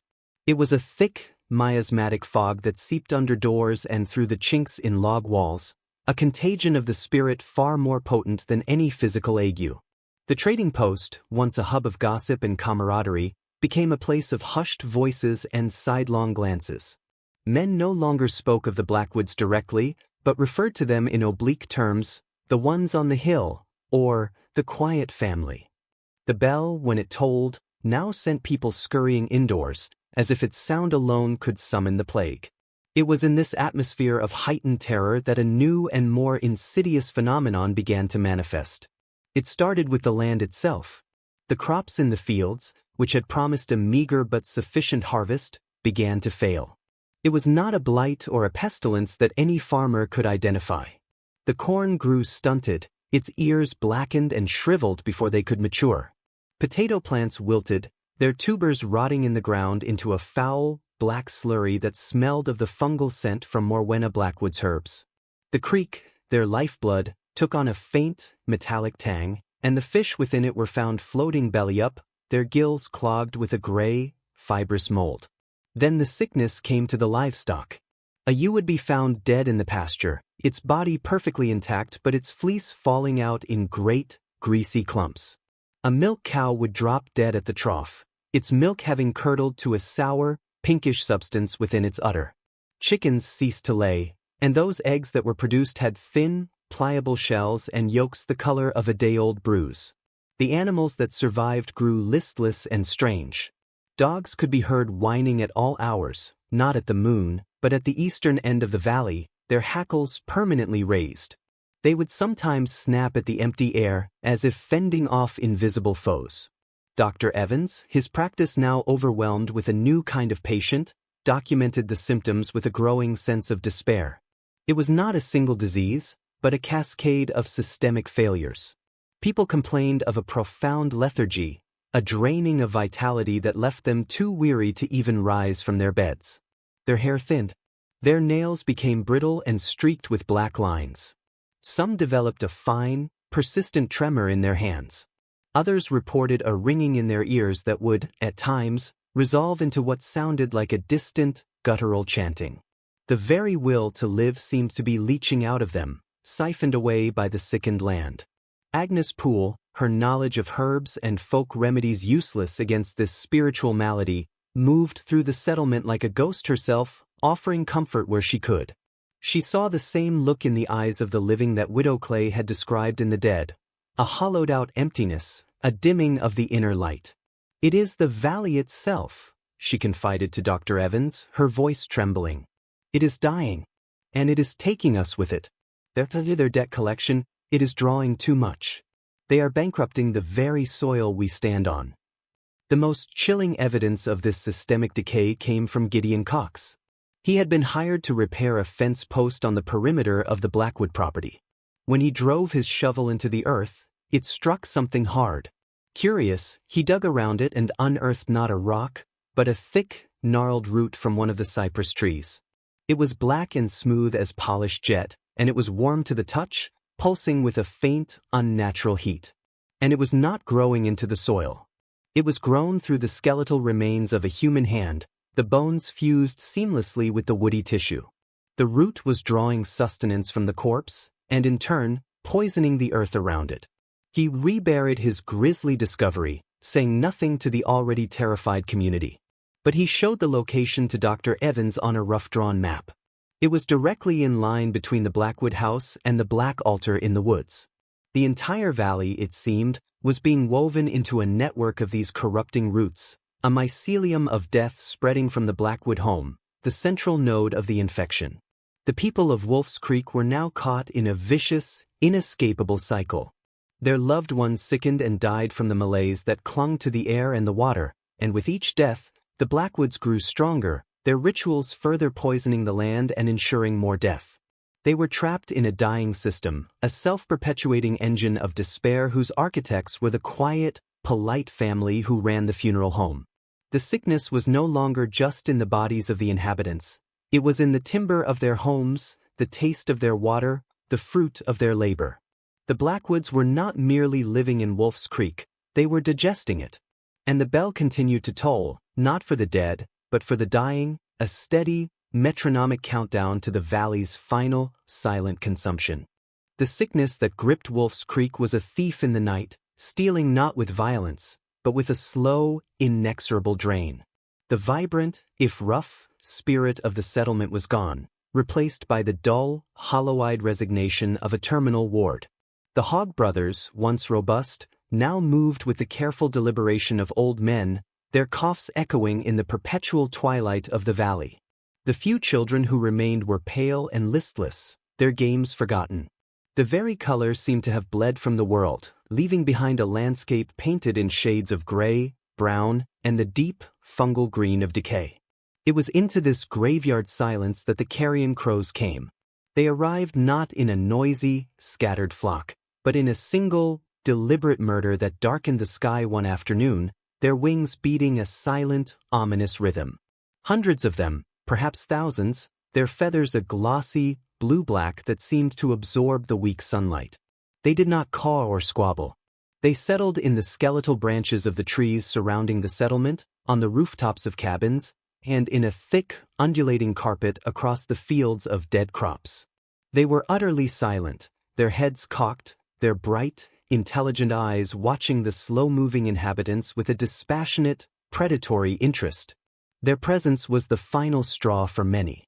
It was a sign too blatant to ignore, a biblical plague of spectators waiting for the end. The birds were unnaturally large, and they carried the same faint, sweet and putrid scent that clung to the Blackwoods and their cypress trees. They were not there by chance. They were an audience, gathered for the final act. Dr. Evans, his own body aching with the pervasive fatigue, documented this new phenomenon with a sense of macabre fascination. He noted that the crows were never seen to eat the rotten produce or the dead animals. They simply watched. And they were always looking east, towards the Blackwood property, as if awaiting instructions. The final descent into open horror began with the animals. The few remaining dogs, driven to a frenzy by the silent, watching birds, finally broke. A pack of them, led by Jedediah Carter's old hound, a creature as broken in spirit as its master, turned not on the crows, but on each other. In a grisly spectacle witnessed by several horrified settlers, the dogs engaged in a vicious, snarling fight to the death in the middle of the main street. When it was over, the victors did not feast on the vanquished. Instead, they stood over the torn carcasses, their muzzles dripping with blood, and howled not in triumph, but in a long, ululating note of pure, mindless terror. Then, as one, they turned and fled into the woods, never to be seen again. The next morning, the first human broke. It was Bill Hogg, the younger of the two brothers. The strain of his mother's death, the failing farm, the pervasive sickness, and the silent judgment of the crows proved too much. He was found by his brother, Samuel, standing in their field, laughing, a high, shrill, and utterly unhinged sound that cut through the valley's silence. He was staring at a patch of the black, rotted potatoes. "He says they're whispering to him," Samuel told Dr. Evans and Gideon, his face a mask of despair. "Says the potatoes are telling him secrets. Says the crows are his friends, and they've promised him a new suit of feathers." They managed to subdue Bill and bring him inside, tying him to a bed for his own safety. He raved for hours, his babbling a horrifying tapestry of the community's fears. He spoke of the man with no shadow, and the woman who drinks from empty cups. He screamed about the roots that are growing in my belly, and begged for the crows to peck out my eyes so I can see the true dark. His ravings, though the product of a shattered mind, felt like a distorted reflection of a hidden truth. He was the canary in the coal mine, his madness the logical endpoint of the poison that had infected Wolf's Creek. His breakdown signaled that the community's collective sanity was fracturing. That evening, as the sun set in a smear of bloody orange behind the hills, the bell at the Blackwood chapel began to toll. It was not its usual, single, mournful peal for a death. It was a rapid, frantic, almost joyous ringing, a cacophony that shattered the oppressive silence and sent the murder of crows into the air in a single, thunderous black cloud. The sound was an alarm, a celebration, a summons. The people, those who were still able, emerged from their cabins, drawn by the terrifying sound. They saw the crows wheeling in a massive, chaotic vortex over the Blackwood property. And then they saw the source of the celebration. The black wagon was emerging from the funeral home, but it was not being pulled by horses. It was moving of its own volitation, gliding silently down the track towards the center of the settlement. And it was not alone. Behind it, walking in a slow, solemn procession, were figures, pale, shambling forms that seemed woven from mist and memory. They were the recent dead of Wolf's Creek, the miller daughter, old Martha Carter, the trapper Finn, the Dobbs boy, and others, their faces serene but their eyes holding the same murky green emptiness. They were not ghosts. They were solid, real, their feet touching the earth, yet they moved with a unified, puppet purpose. The Blackwoods walked at the head of this grisly parade. Silas, his face etched with a look of rapturous fulfillment. Morwenna, smiling her thin, cold smile. Alistair and Ligeia, their eyes blazing with an eager, hungry light. They were not just the keepers of the dead anymore. They were the conductors of a silent, terrible orchestra.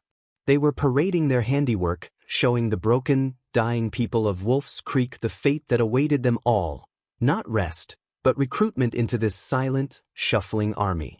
The carrion crow's feast was not one of flesh, but of hope. And as the procession moved through the settlement, the last vestiges of it were stripped away, leaving behind only the bare, frozen bone of despair. The spectacle of the silent procession shattered the last vestiges of resistance in Wolf's Creek. What remained was not a community, but a collection of terrified individuals, their social bonds dissolved by a horror that transcended human understanding. The shuffling, vacant-eyed forms of their recently departed loved ones, walking in that ghastly parade, had done what mere death could not. It had murdered their memories, poisoned their grief, and left behind only a raw, shrieking terror. The following morning, a panicked exodus began. It was not organized, it was a rout. Families abandoned their homes with whatever they could carry, piling meager possessions onto carts and wagons, or simply fleeing on foot with nothing but the clothes on their backs. They did not look back. The sight of the Blackwood house on the hill, the scent of the cypress trees, the memory of the silent bell, these were things they were desperate to outrun. They took the southern trail, the one that led towards the distant promise of the Presidio and civilization, a thin, desperate line of humanity fleeing a nightmare made manifest. Dr. Evans, Gideon Cox, and Agnes Poole did not join them. They stood together outside the clinic, watching the chaotic flight. They were too deeply stained by their knowledge, too burdened by their failed crusade, to simply leave. The poison was in them, too, not just in the land. Evans felt the fatigue in his bones, a heavy lassitude that made the thought of the long journey south seem an impossible mountain to climb. Gideon's hands, which had built so much of the settlement, were now clenched into impotent fists. Agnes's faith, once a sturdy rock, now felt like a pebble against the vast, dark ocean they had glimpsed. "They will not make it," Agnes whispered, her eyes following the last of the wagons as it disappeared into the tree line. "The sickness travels with them. It is in their breath, in their blood." "Let them try," Gideon rumbled, his voice thick with a despair he would never openly admit. "A man has a right to die trying." As the sounds of the exodus faded, a profound and unnatural silence descended upon Wolf's Creek. It was deeper than mere quiet. It was an active void, a sucking absence of life that was more terrifying than any noise. The only movement was the crows, which had returned to their perches, watching the 3 remaining inhabitants with an unnerving, patient curiosity. It was then that the Blackwoods emerged from their home. They did not gloat or threaten. They simply went about their business with a chilling normalcy. Silas and Alistair began inspecting the abandoned cabins, as if assessing new properties. Morwenna and Ligeia walked through the overgrown gardens, occasionally stopping to examine a wilted plant, their heads tilted in identical, bird-like gestures. They were the new landlords of a ghost town, surveying their expanded domain. That evening, as darkness fell, a new light appeared in the valley. It came from the Blackwood chapel. Driven by a final, desperate need for answers, Evans, Gideon, and Agnes approached. The door was unlocked. Inside, the chapel had been transformed. The pews were gone. The iron crucifix lay on the floor, broken in 2. The walls were now covered in intricate, charcoal drawings depicting their own twisted cosmology. The black altar in the woods, the lead-lined chest, the network of roots spreading from their home, and faceless, shuffling figures being drawn into the earth. At the front of the room, where the altar had been, a large, circular hole had been dug, revealing the dark, rich soil beneath the foundation. Silas stood before the hole, his back to them. He seemed to be waiting. "Why?" Evans asked, the single word containing all their confusion, their terror, their rage. "Why this? Why us?" Silas turned slowly. In the flickering light of a single oil lamp, his face looked ancient, his features eroded by time and something else, a burden of terrible purpose. "You ask the wrong question, Doctor," he said, his voice soft, almost weary. "You ask, why, as if this is a story about you. It is not. You are a season. A brief, noisy season. We are the geology. We are the slow turn of the stone, the patient hunger of the deep earth." He gestured to the hole in the floor. This valley was a wound, a place where the veil was thin. Life had grown too loud here. It needed to be quieted, balanced. We are the physicians for this deeper malady. Our family has always done this.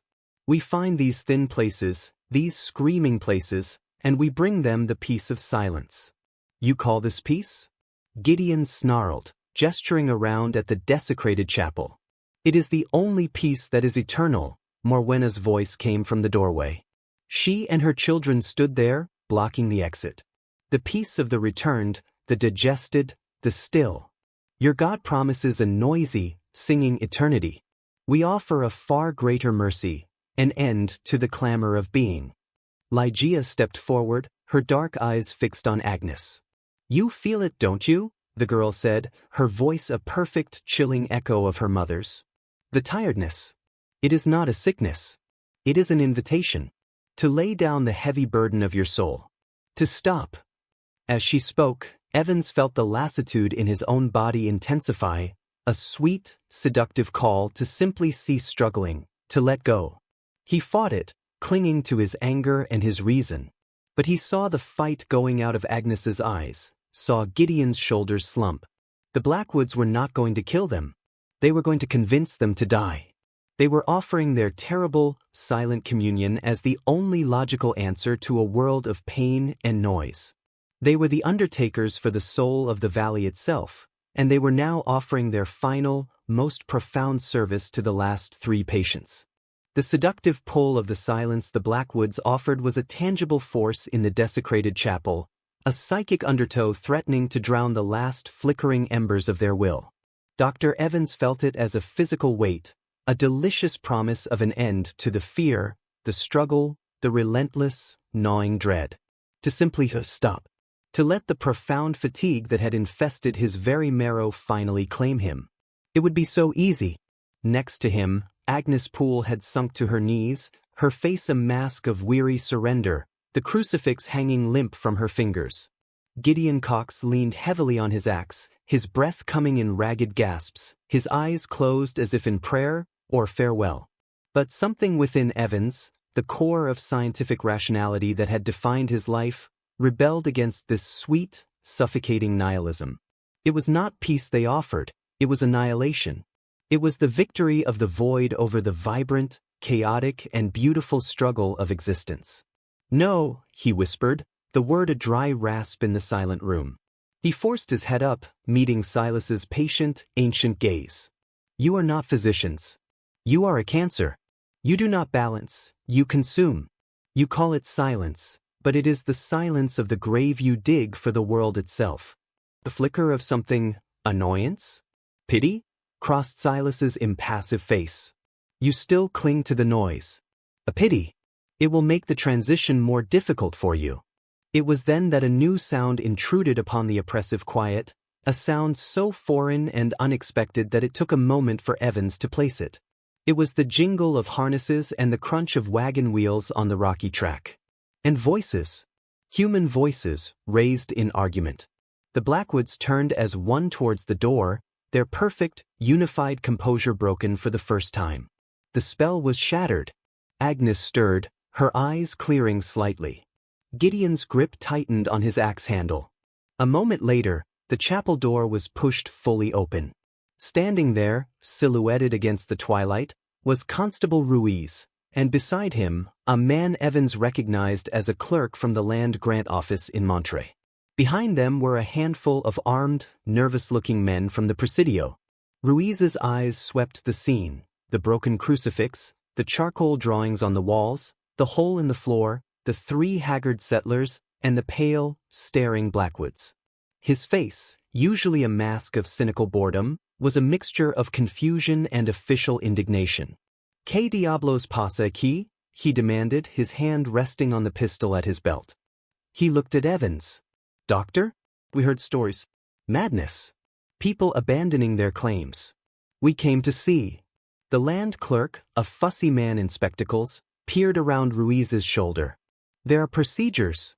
You cannot simply abandon registered landholdings. There are taxes owed." The sheer, absurd normality of their concerns, bureaucracy and taxes in the face of cosmic horror, was so jarring that Evans almost laughed. The real world, with all its petty, noisy problems, had finally intruded upon the Blackwoods' silent kingdom. Silas Blackwood recovered his poise instantly.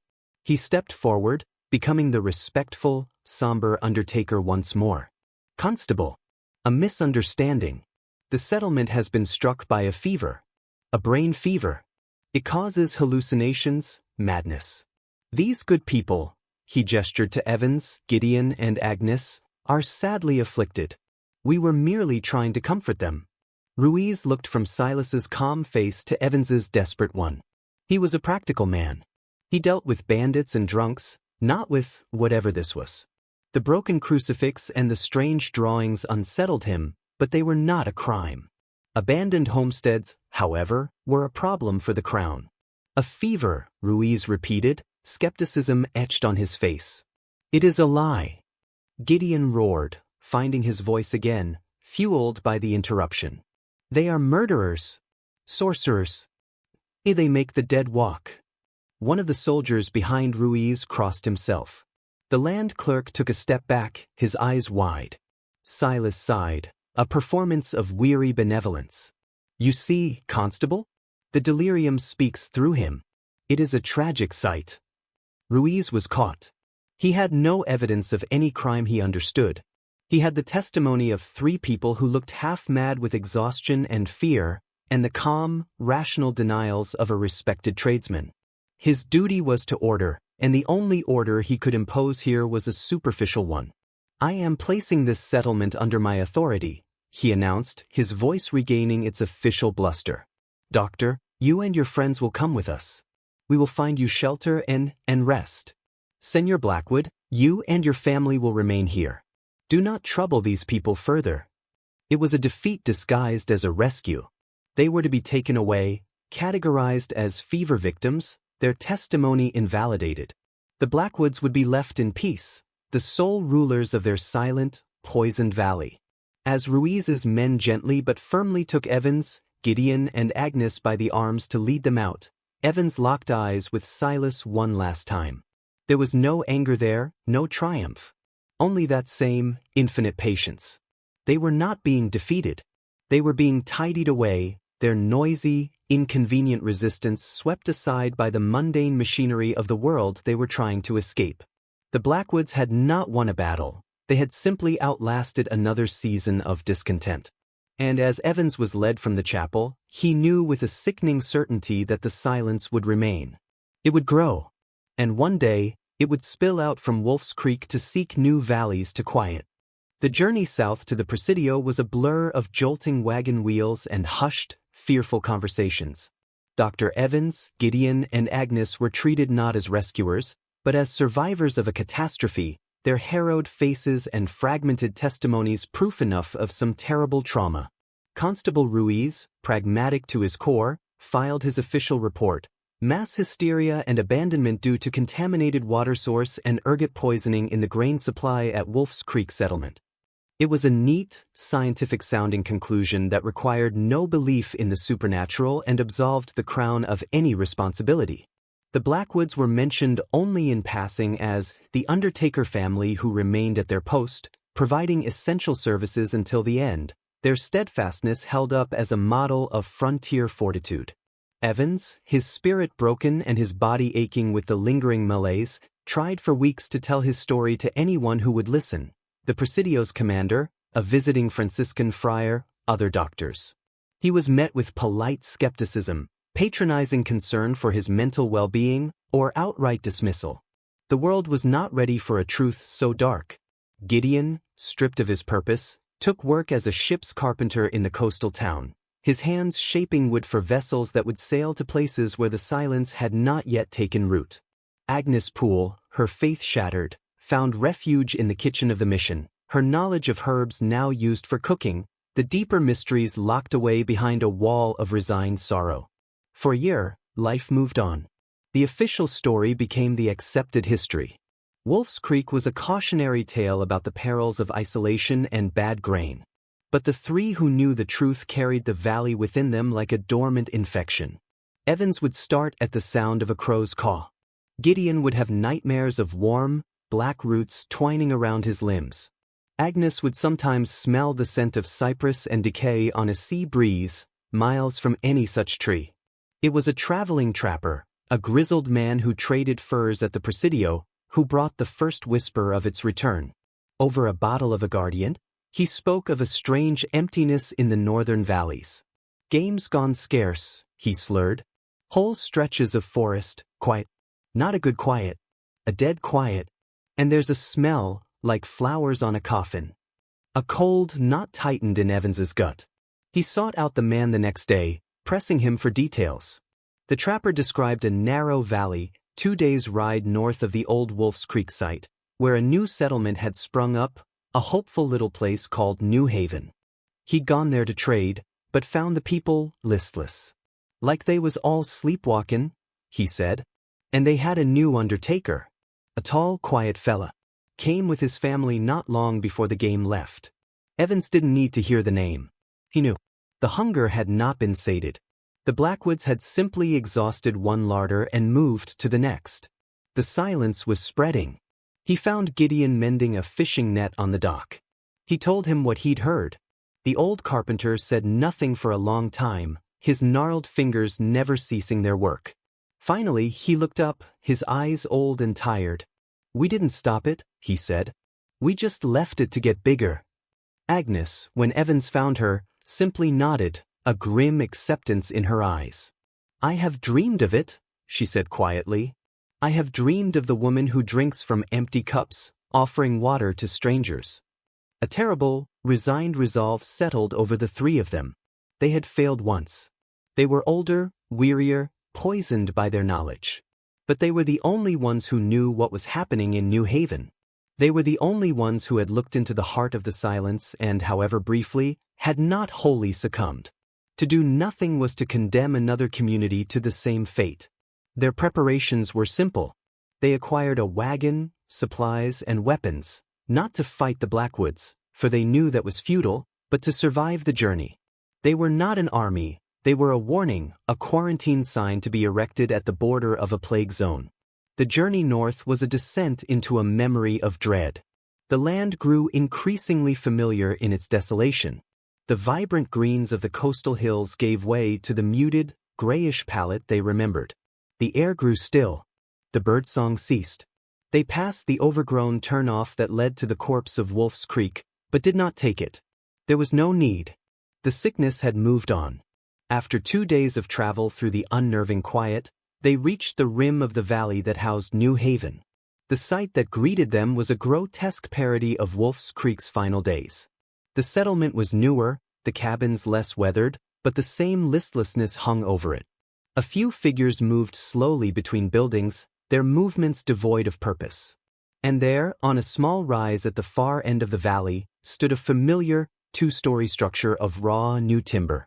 A discreet shingle, visible even from this distance, swung gently in the windless air. It was not yet painted, but its intended message was clear. But it was the garden that confirmed their worst fears. Even from a distance, they could see the saplings, 3 slender cypress trees, planted in a perfect triangle. They were young, but they were already thriving in the blighted soil, their dark, funereal green a stark accusation against the faded landscape. They had arrived too late. The roots were already taking hold. The bell had not yet been hung, but the silence was already being cultivated. Dr. Evans looked at Gideon and Agnes, seeing his own despair reflected in their faces. They had come to sound an alarm, but there was no one left to hear it. The Blackwoods had already begun their work, and the people of New Haven were already learning to love the quiet. Their return was not a victory, it was an autopsy. They were witnesses to a disease they could not cure, watching it metastasize into new, fertile territory. The story of Wolf's Creek was not over. It was simply beginning again. The 3 of them made camp on the ridge overlooking New Haven, hidden within a copse of sickly-looking pines. They did not speak, the sight below rendering words superfluous. They were archaeologists of a living doom, studying the patterns of a plague they knew intimately. Through Dr. Evans's spyglass, they watched the slow, somnambulant rhythms of the settlement. A man chopped wood with a listless, mechanical motion, the axe falling long after the log had split. A woman hung washing on a line, her movements so slow the sheets seemed to freeze in midair. There were no children playing. No sounds of industry or conversation. It was Wolf's Creek in its final stages, but accelerated as if the Blackwoods had refined their craft. And then they saw them. The Blackwood family emerged from their new home, a structure that was an exact replica of their previous one, as if the blueprint for damnation was immutable. Silas, looking no older, no wearier, stood on the porch, surveying his new domain with the air of a farmer inspecting a promising field. Morwenna and Ligeia, their dark dresses stark against the pale timber, began tending the young cypress trees, anointing their bases with a dark liquid from a ceramic jug. Alistair was already at work in a small, open-sided shed, the rhythmic sound of a hammer on wood, the construction of a coffin, echoing faintly in the still air. The bell post was erected, but the bell itself was not yet hung. The final sacrament was not yet ready to be announced. "They have not changed," Agnes whispered, her voice raw. "It is as if no time has passed for them at all." "They are not of time," Gideon replied, his voice a low growl. "They are of the stuff that time wears down against." As dusk began to bleed into the valley, they saw their opportunity. A lone settler, a man with a pronounced limp, was making his way slowly back from an outhouse to a cabin on the settlement's periphery. He was separated from the others. Evans, acting on an impulse he didn't fully understand, gestured to the others. They moved quickly and quietly down the slope, intercepting the man before he could reach his door. The man started, his eyes wide with a fear that seemed more instinctual than conscious. He was gaunt, his skin had a grayish pallor, and his eyes held the same hollowed-out look they had come to know so well. "Please," Evans said, holding up his hands in a placating gesture. "We mean you no harm. We are from a settlement to the south. We came to warn you." The man stared at them, uncomprehending. "Warn," he repeated, the word sounding foreign on his tongue. "About the family," Gideon said, pointing towards the Blackwood house. "The undertakers. You must listen. They are not what they seem." A flicker of something, memory, passed behind the man's eyes. "Mr. Blackwood," he murmured. He is a comfort. When he took the fever, Mr. Blackwood made him look so peaceful. Your boy is dead? Agnes asked gently. The man nodded, a single, slow tear tracing a path through the grime on his cheek. A week ago. The first to go. Mr. Blackwood said it was a blessing. That the suffering was over. Evans felt a cold certainty settle over him. The Blackwoods always started with the most vulnerable, the most grief-stricken. They built their foundation on sorrow. His suffering is over, but yours is just beginning, Evans said, his voice low and urgent. They bring a sickness with them. A sickness of the land, of the spirit. Your crops will fail. Your animals will die. You will feel a tiredness that sleep cannot cure. It is them.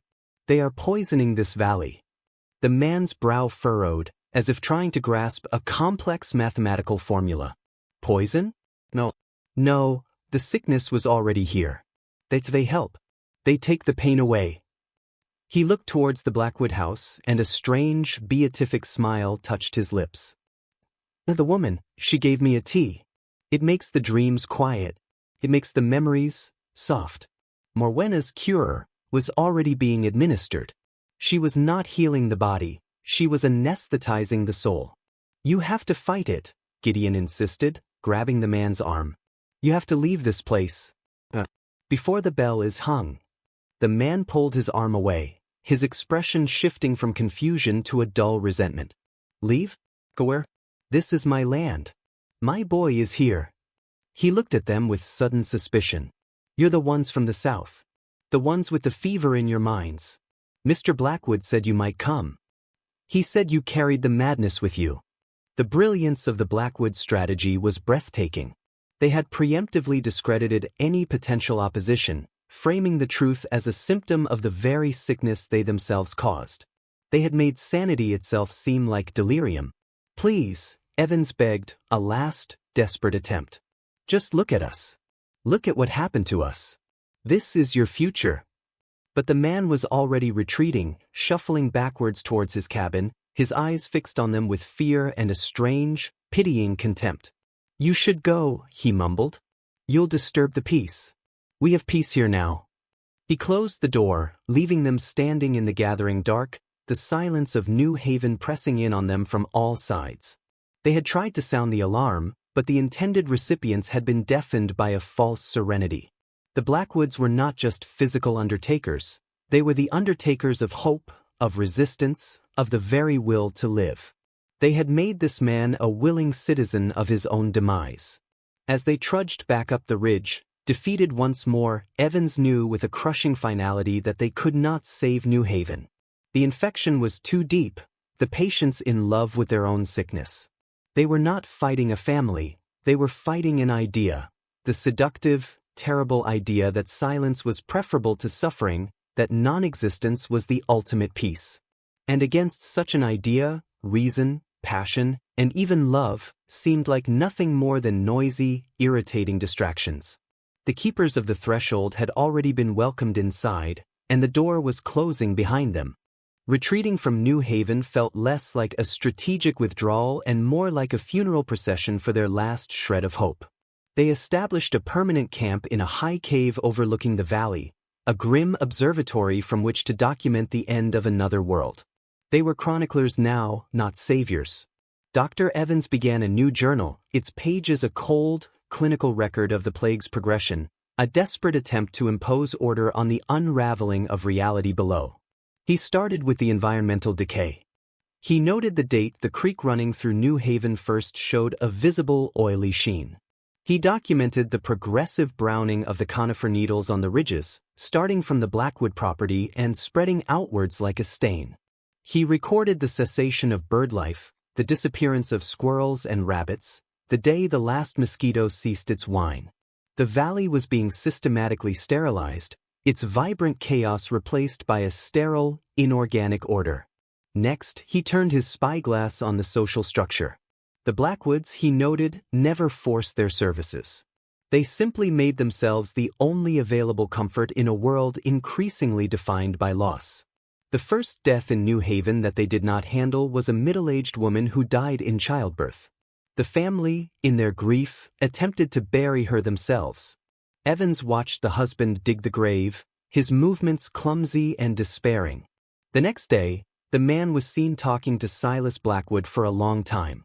The day after that, he was one of the quiet, listless ones, his grief seemingly vanished, replaced by the now familiar hollow calm. The Blackwoods did not need to threaten. The alternative to their peace was a grief so raw and unaided that it became its own form of damnation. He studied their methods. Morwenna and Ligeia became regular visitors to the cabins of the sick and the grieving. They brought their bitter teas and fungal salves, not to cure, but to tranquilize. They offered a numbing acceptance, a spiritual opiate that smoothed the sharp edges of fear and sorrow. The settlers, in their pain, drank it down eagerly.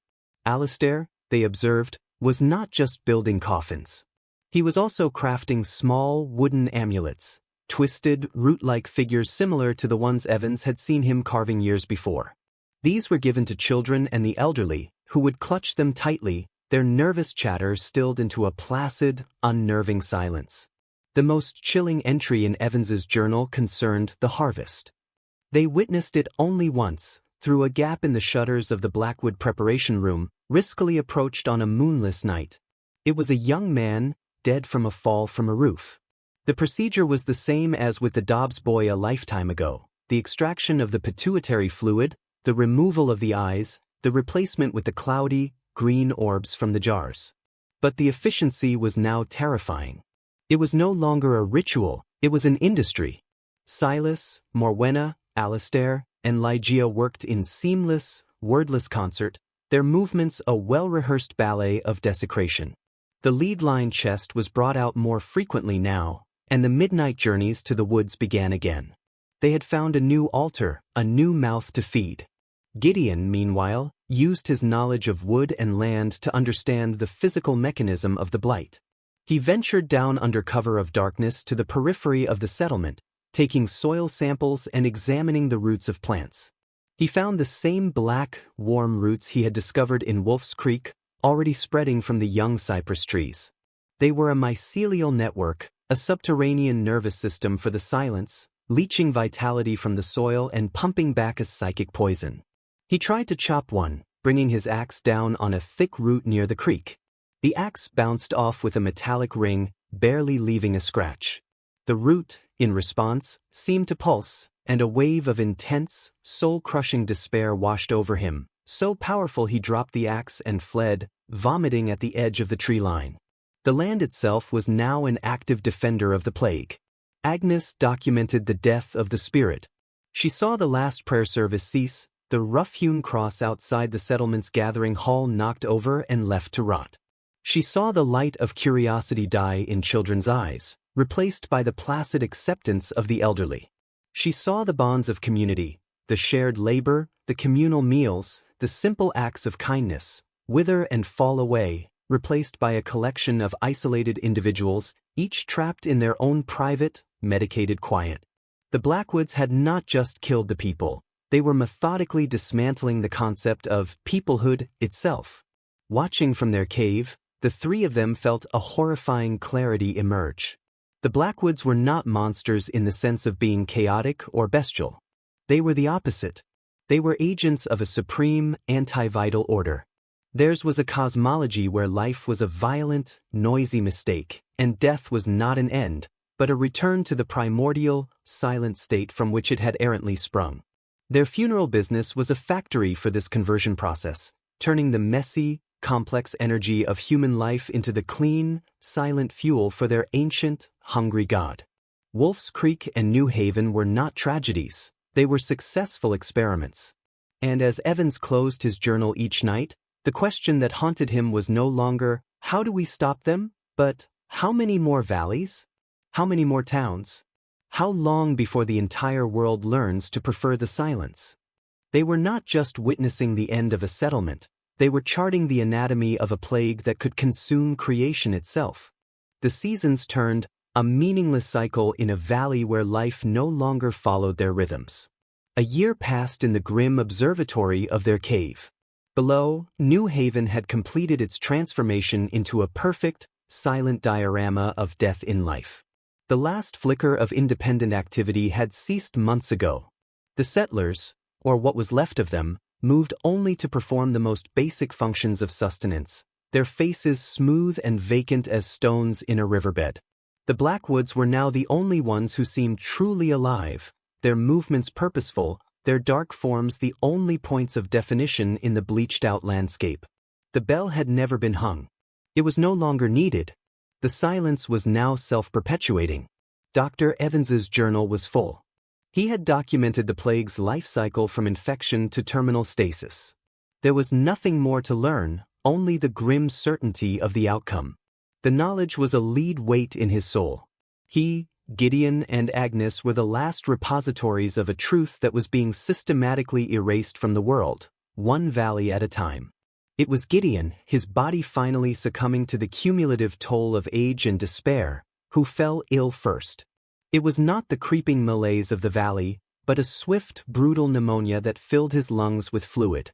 As he lay shivering on a bed of pine boughs, his breathing a ragged, bubbling struggle, he gripped Evans's arm with surprising strength.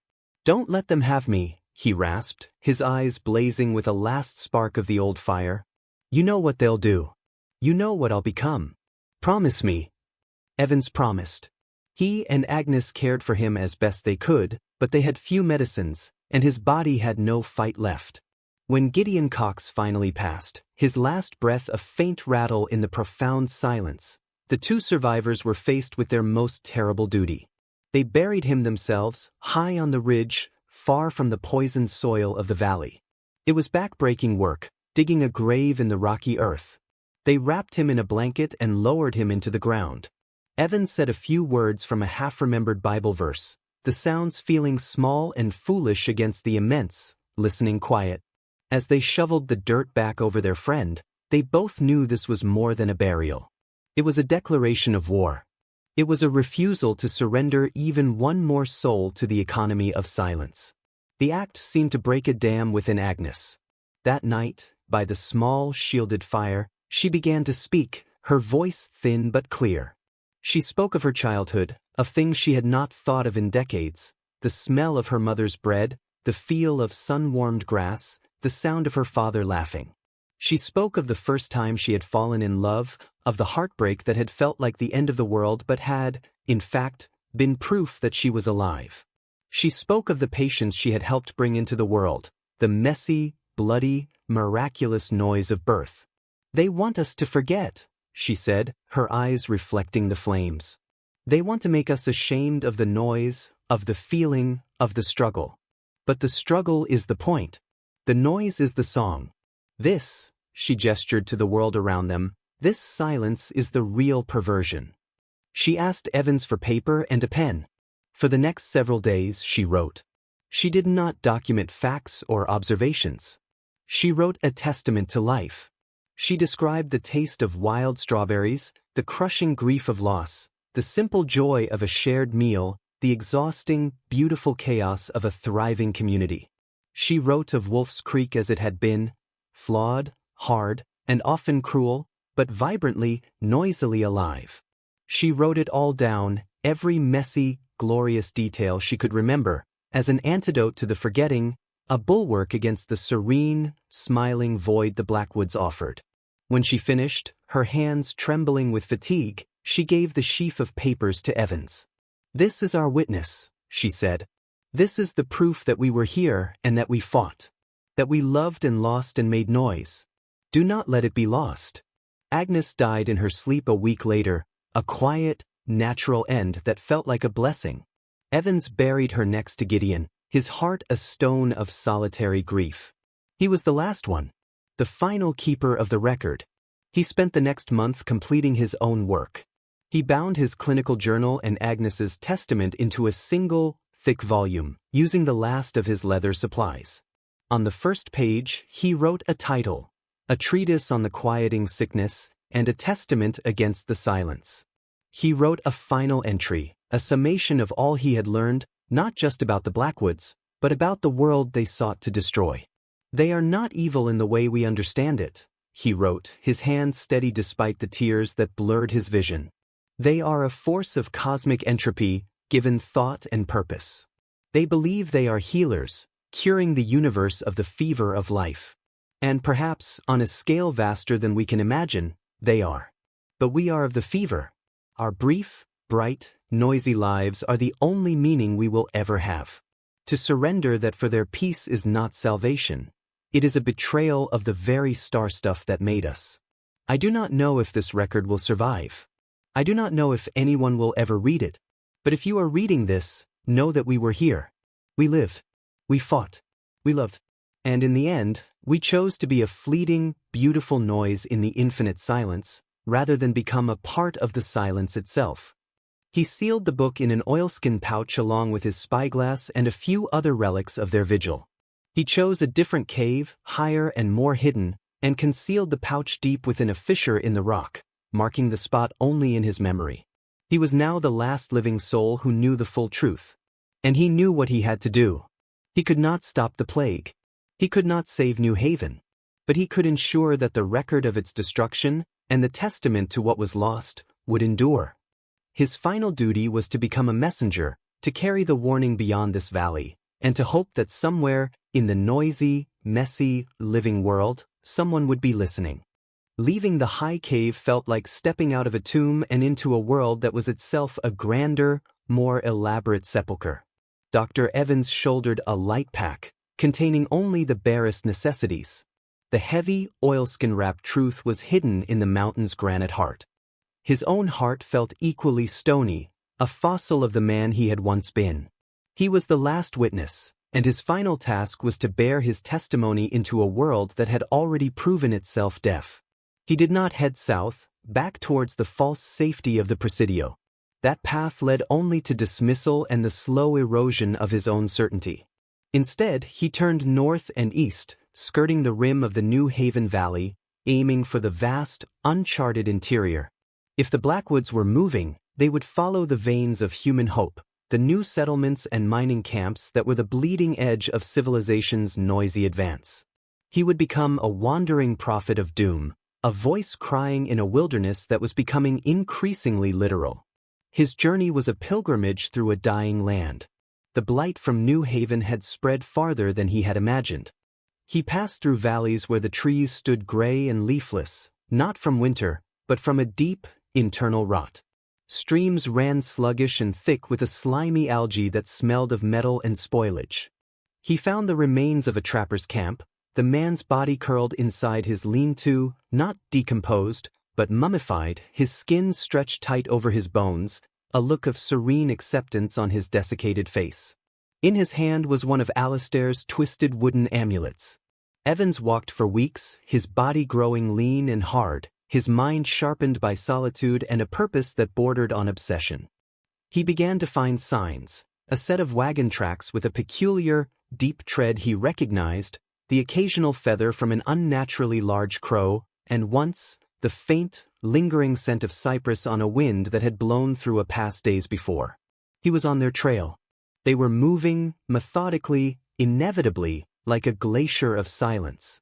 He finally caught up to them at a place called Prosperity Flats. It was a raw, booming gold camp, a chaotic, filthy, and gloriously alive explosion of humanity. Hundreds of tents and shanties sprawled along a river milky with mining runoff. The air was thick with the sounds of picks striking rock, shouted curses, drunken laughter, and the constant clatter of the stamp mill. It was the antithesis of Wolf's Creek and New Haven, a place of frantic, desperate, exuberant noise. And there, on the outskirts of this cacophony, was the familiar black wagon, parked beside a newly built, raw timber shack. A simple, unpainted shingle read, Blackwood and Sons. Mortuary Services. They had already established their beachhead. Evans watched from the cover of the bustling camp. He saw Silas, looking no different, speaking calmly with a group of miners whose friend had been crushed in a tunnel collapse. He saw Morwenna moving through the camp, not selling her wares, but simply observing, her presence a drop of ink in the turbulent water. The people of Prosperity Flats, in their rough health and boisterous energy, seemed like a different species from the hollowed-out souls of New Haven. They were a formidable feast.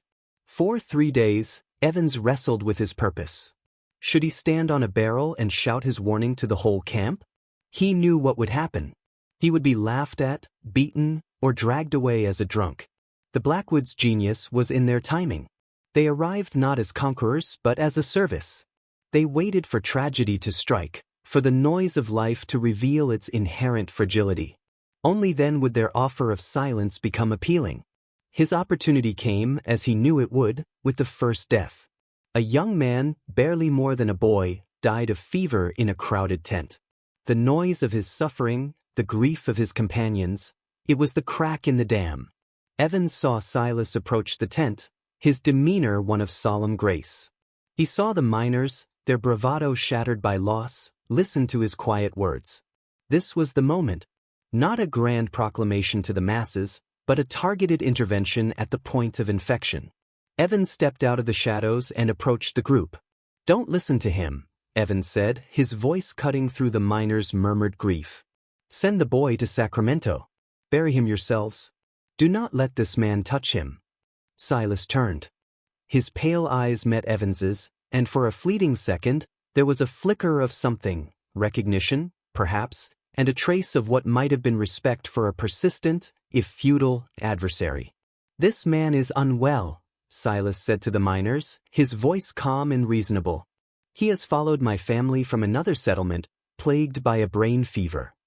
He blames us for the tragedies of the world." The miners, confused and grieving, looked between the gaunt, wild-eyed doctor and the composed, dignified undertaker. The choice was obvious.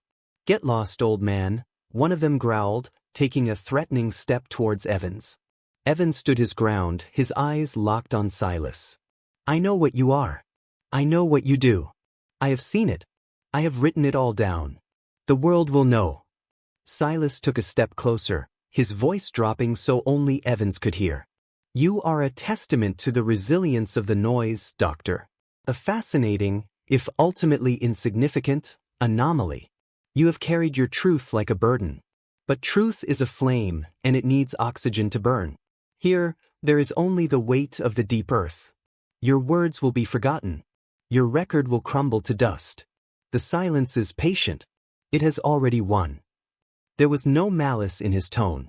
It was a simple statement of fact, as undeniable as gravity. Two of the miners grabbed Evans by the arms and dragged him away from the tent, throwing him into the muddy street. He lay there, watching as Silas and Alistair gently carried the boy's body, wrapped in a blanket, towards their shack. The door closed behind them, swallowing another soul into their quiet, efficient machine. Evans picked himself up, the mud clinging to his clothes like a second skin. He was not defeated. He was irrelevant. The plague was not a battle to be won. It was a weather pattern, a law of nature. The Blackwoods were its agents, and he was a mayfly buzzing at the window, briefly irritated but utterly inconsequential. He had delivered his warning, and it had been dismissed. His duty was done.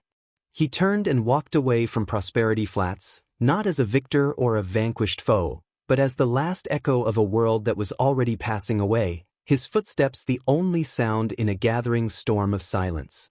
Dr. Alistair Evans did not return to the world of men. He knew, with a certainty that had calcified in his soul, that it was a fool's errand. The Presidio, Monterey, even the bustling ports, they were all just future feeding grounds, temporary pockets of noise in the patient, all-consuming quiet. His testimony was safe, hidden in stone, a message in a bottle cast into the ocean of time. His duty now was not to warn, but to witness to the very end. He became a ghost haunting the edges of the silence. He trailed the Blackwoods from a distance, a shadow to their substance. He saw them leave Prosperity Flats after a season, their work there complete. The booming camp had not collapsed, but it had softened. The frantic energy had been replaced by a dogged, joyless determination. The laughter had a hollow ring. The death rate had subtly increased, and the Blackwoods had processed each funeral a masterclass in soothing grief into apathy. They moved on, their wagon rolling north, always north, following the scent of new life so they might better administer their particular brand of death. Evans followed, a gaunt and ragged figure living off the land, which grew progressively more barren in the wake of the Blackwood wagon. He was a cartographer of despair, mapping the spread of the blight. He saw the patterns repeat with a chilling precision. A new settlement, full of hope and clamor. The arrival of the quiet family. The first, seemingly natural, tragedies. The gradual acceptance of their services. The slow dimming of vitality, the failure of crops, the silencing of the wildlife. Then the final, perfect stillness. He watched it happen to a logging camp called Pine River, and then to a farming community in a wide valley they called Hope's End, a name that felt like a cruel joke. Years bled into one another. Evans's hair turned white, his body grew thin and weathered, but the fire of his purpose, though banked, never died. He was no longer trying to stop the inevitable. He was simply bearing witness, ensuring that someone, even if it was just himself, remembered the world as it was before the quiet fell. He was the living counterpoint to their silence, a walking, breathing testament to the noisy, painful, beautiful chaos of a creation that was being systematically dismantled. The final confrontation, when it came, was not a confrontation at all. He found the Blackwoods in a high, lonely meadow, a place of stark beauty that had not yet been touched by their influence. They were not working. They were simply waiting. The wagon was parked. Silas and Morwenna sat on a fallen log, looking out at the mountain vista. Alistair and Ligeia, now fully grown and perfect replicas of their parents, stood nearby. They looked, for the first time, like a family at rest. Evans emerged from the tree line and stood before them. He had no weapon, no accusations. He was simply there. Silas looked up, his ancient eyes showing no surprise. "Dr. Evans," he said, his voice as calm as ever, "you are persistent. We had wondered when you would join us." "I am not joining you," Evans said, his own voice rough with disuse. "I am watching you." "And you," Morwenna replied, a faint, almost smile on her lips. "You have been a fascinating variable. A spark that refused to be extinguished. You have seen the full cycle, have you not? From the first seed to the final harvest." "I have," Evans said. "I have seen you murder the world." "We are midwives," Ligeia spoke, her voice a melody that was somehow colder than the mountain air. "We assist in the birth of the true, final state. The state that was before the first cell divided, before the first star ignited. The great stillness." Evans looked at them, these four figures who had haunted his life, who had taken everything from him, and he felt not hatred, but a profound, weary pity. "You are so utterly wrong," he whispered. "The noise, the struggle, the pain, it is not a flaw to be corrected. It is the point. A silent universe is a dead universe. A universe that never was." Silas stood, unfolding his tall frame. "A philosophical difference we shall not resolve, Doctor. Your journey is at its end. The silence you have fought for so long is now yours to claim." He made no move to attack. None of them did. They simply watched him, their gazes heavy with that same patient certainty. And Evans knew he was dying. The years of hardship, the exposure, the slow, insidious poison of the blight he had tracked for so long, it had finally claimed him. He could feel it in the rattling of his breath, the coldness in his extremities. He had followed them to the edge of the world, and this was where his road ended. He did not fight it. He sank to his knees in the soft grass of the meadow, the sun warm on his face. He looked out at the magnificent, noisy world one last time, the wind sighing through the pines, the cry of a distant hawk, the pulse of his own struggling heart. It was so beautiful, so desperately, wonderfully loud. The Blackwoods watched in silence as the last spark of resistance flickered and went out. Dr. Alistair Evans, the keeper of the record, the witness to the plague, died there in that high meadow, a solitary figure who had chosen to be a final, fleeting note of defiance in the encroaching quiet. They left his body there. They did not harvest him. They did not touch him. He was, in his own way, a specimen too unique, too pure in his opposition, to be processed. He was a relic of the old, noisy world, and they simply let the elements claim him, a quiet end for a man who had roared his entire life.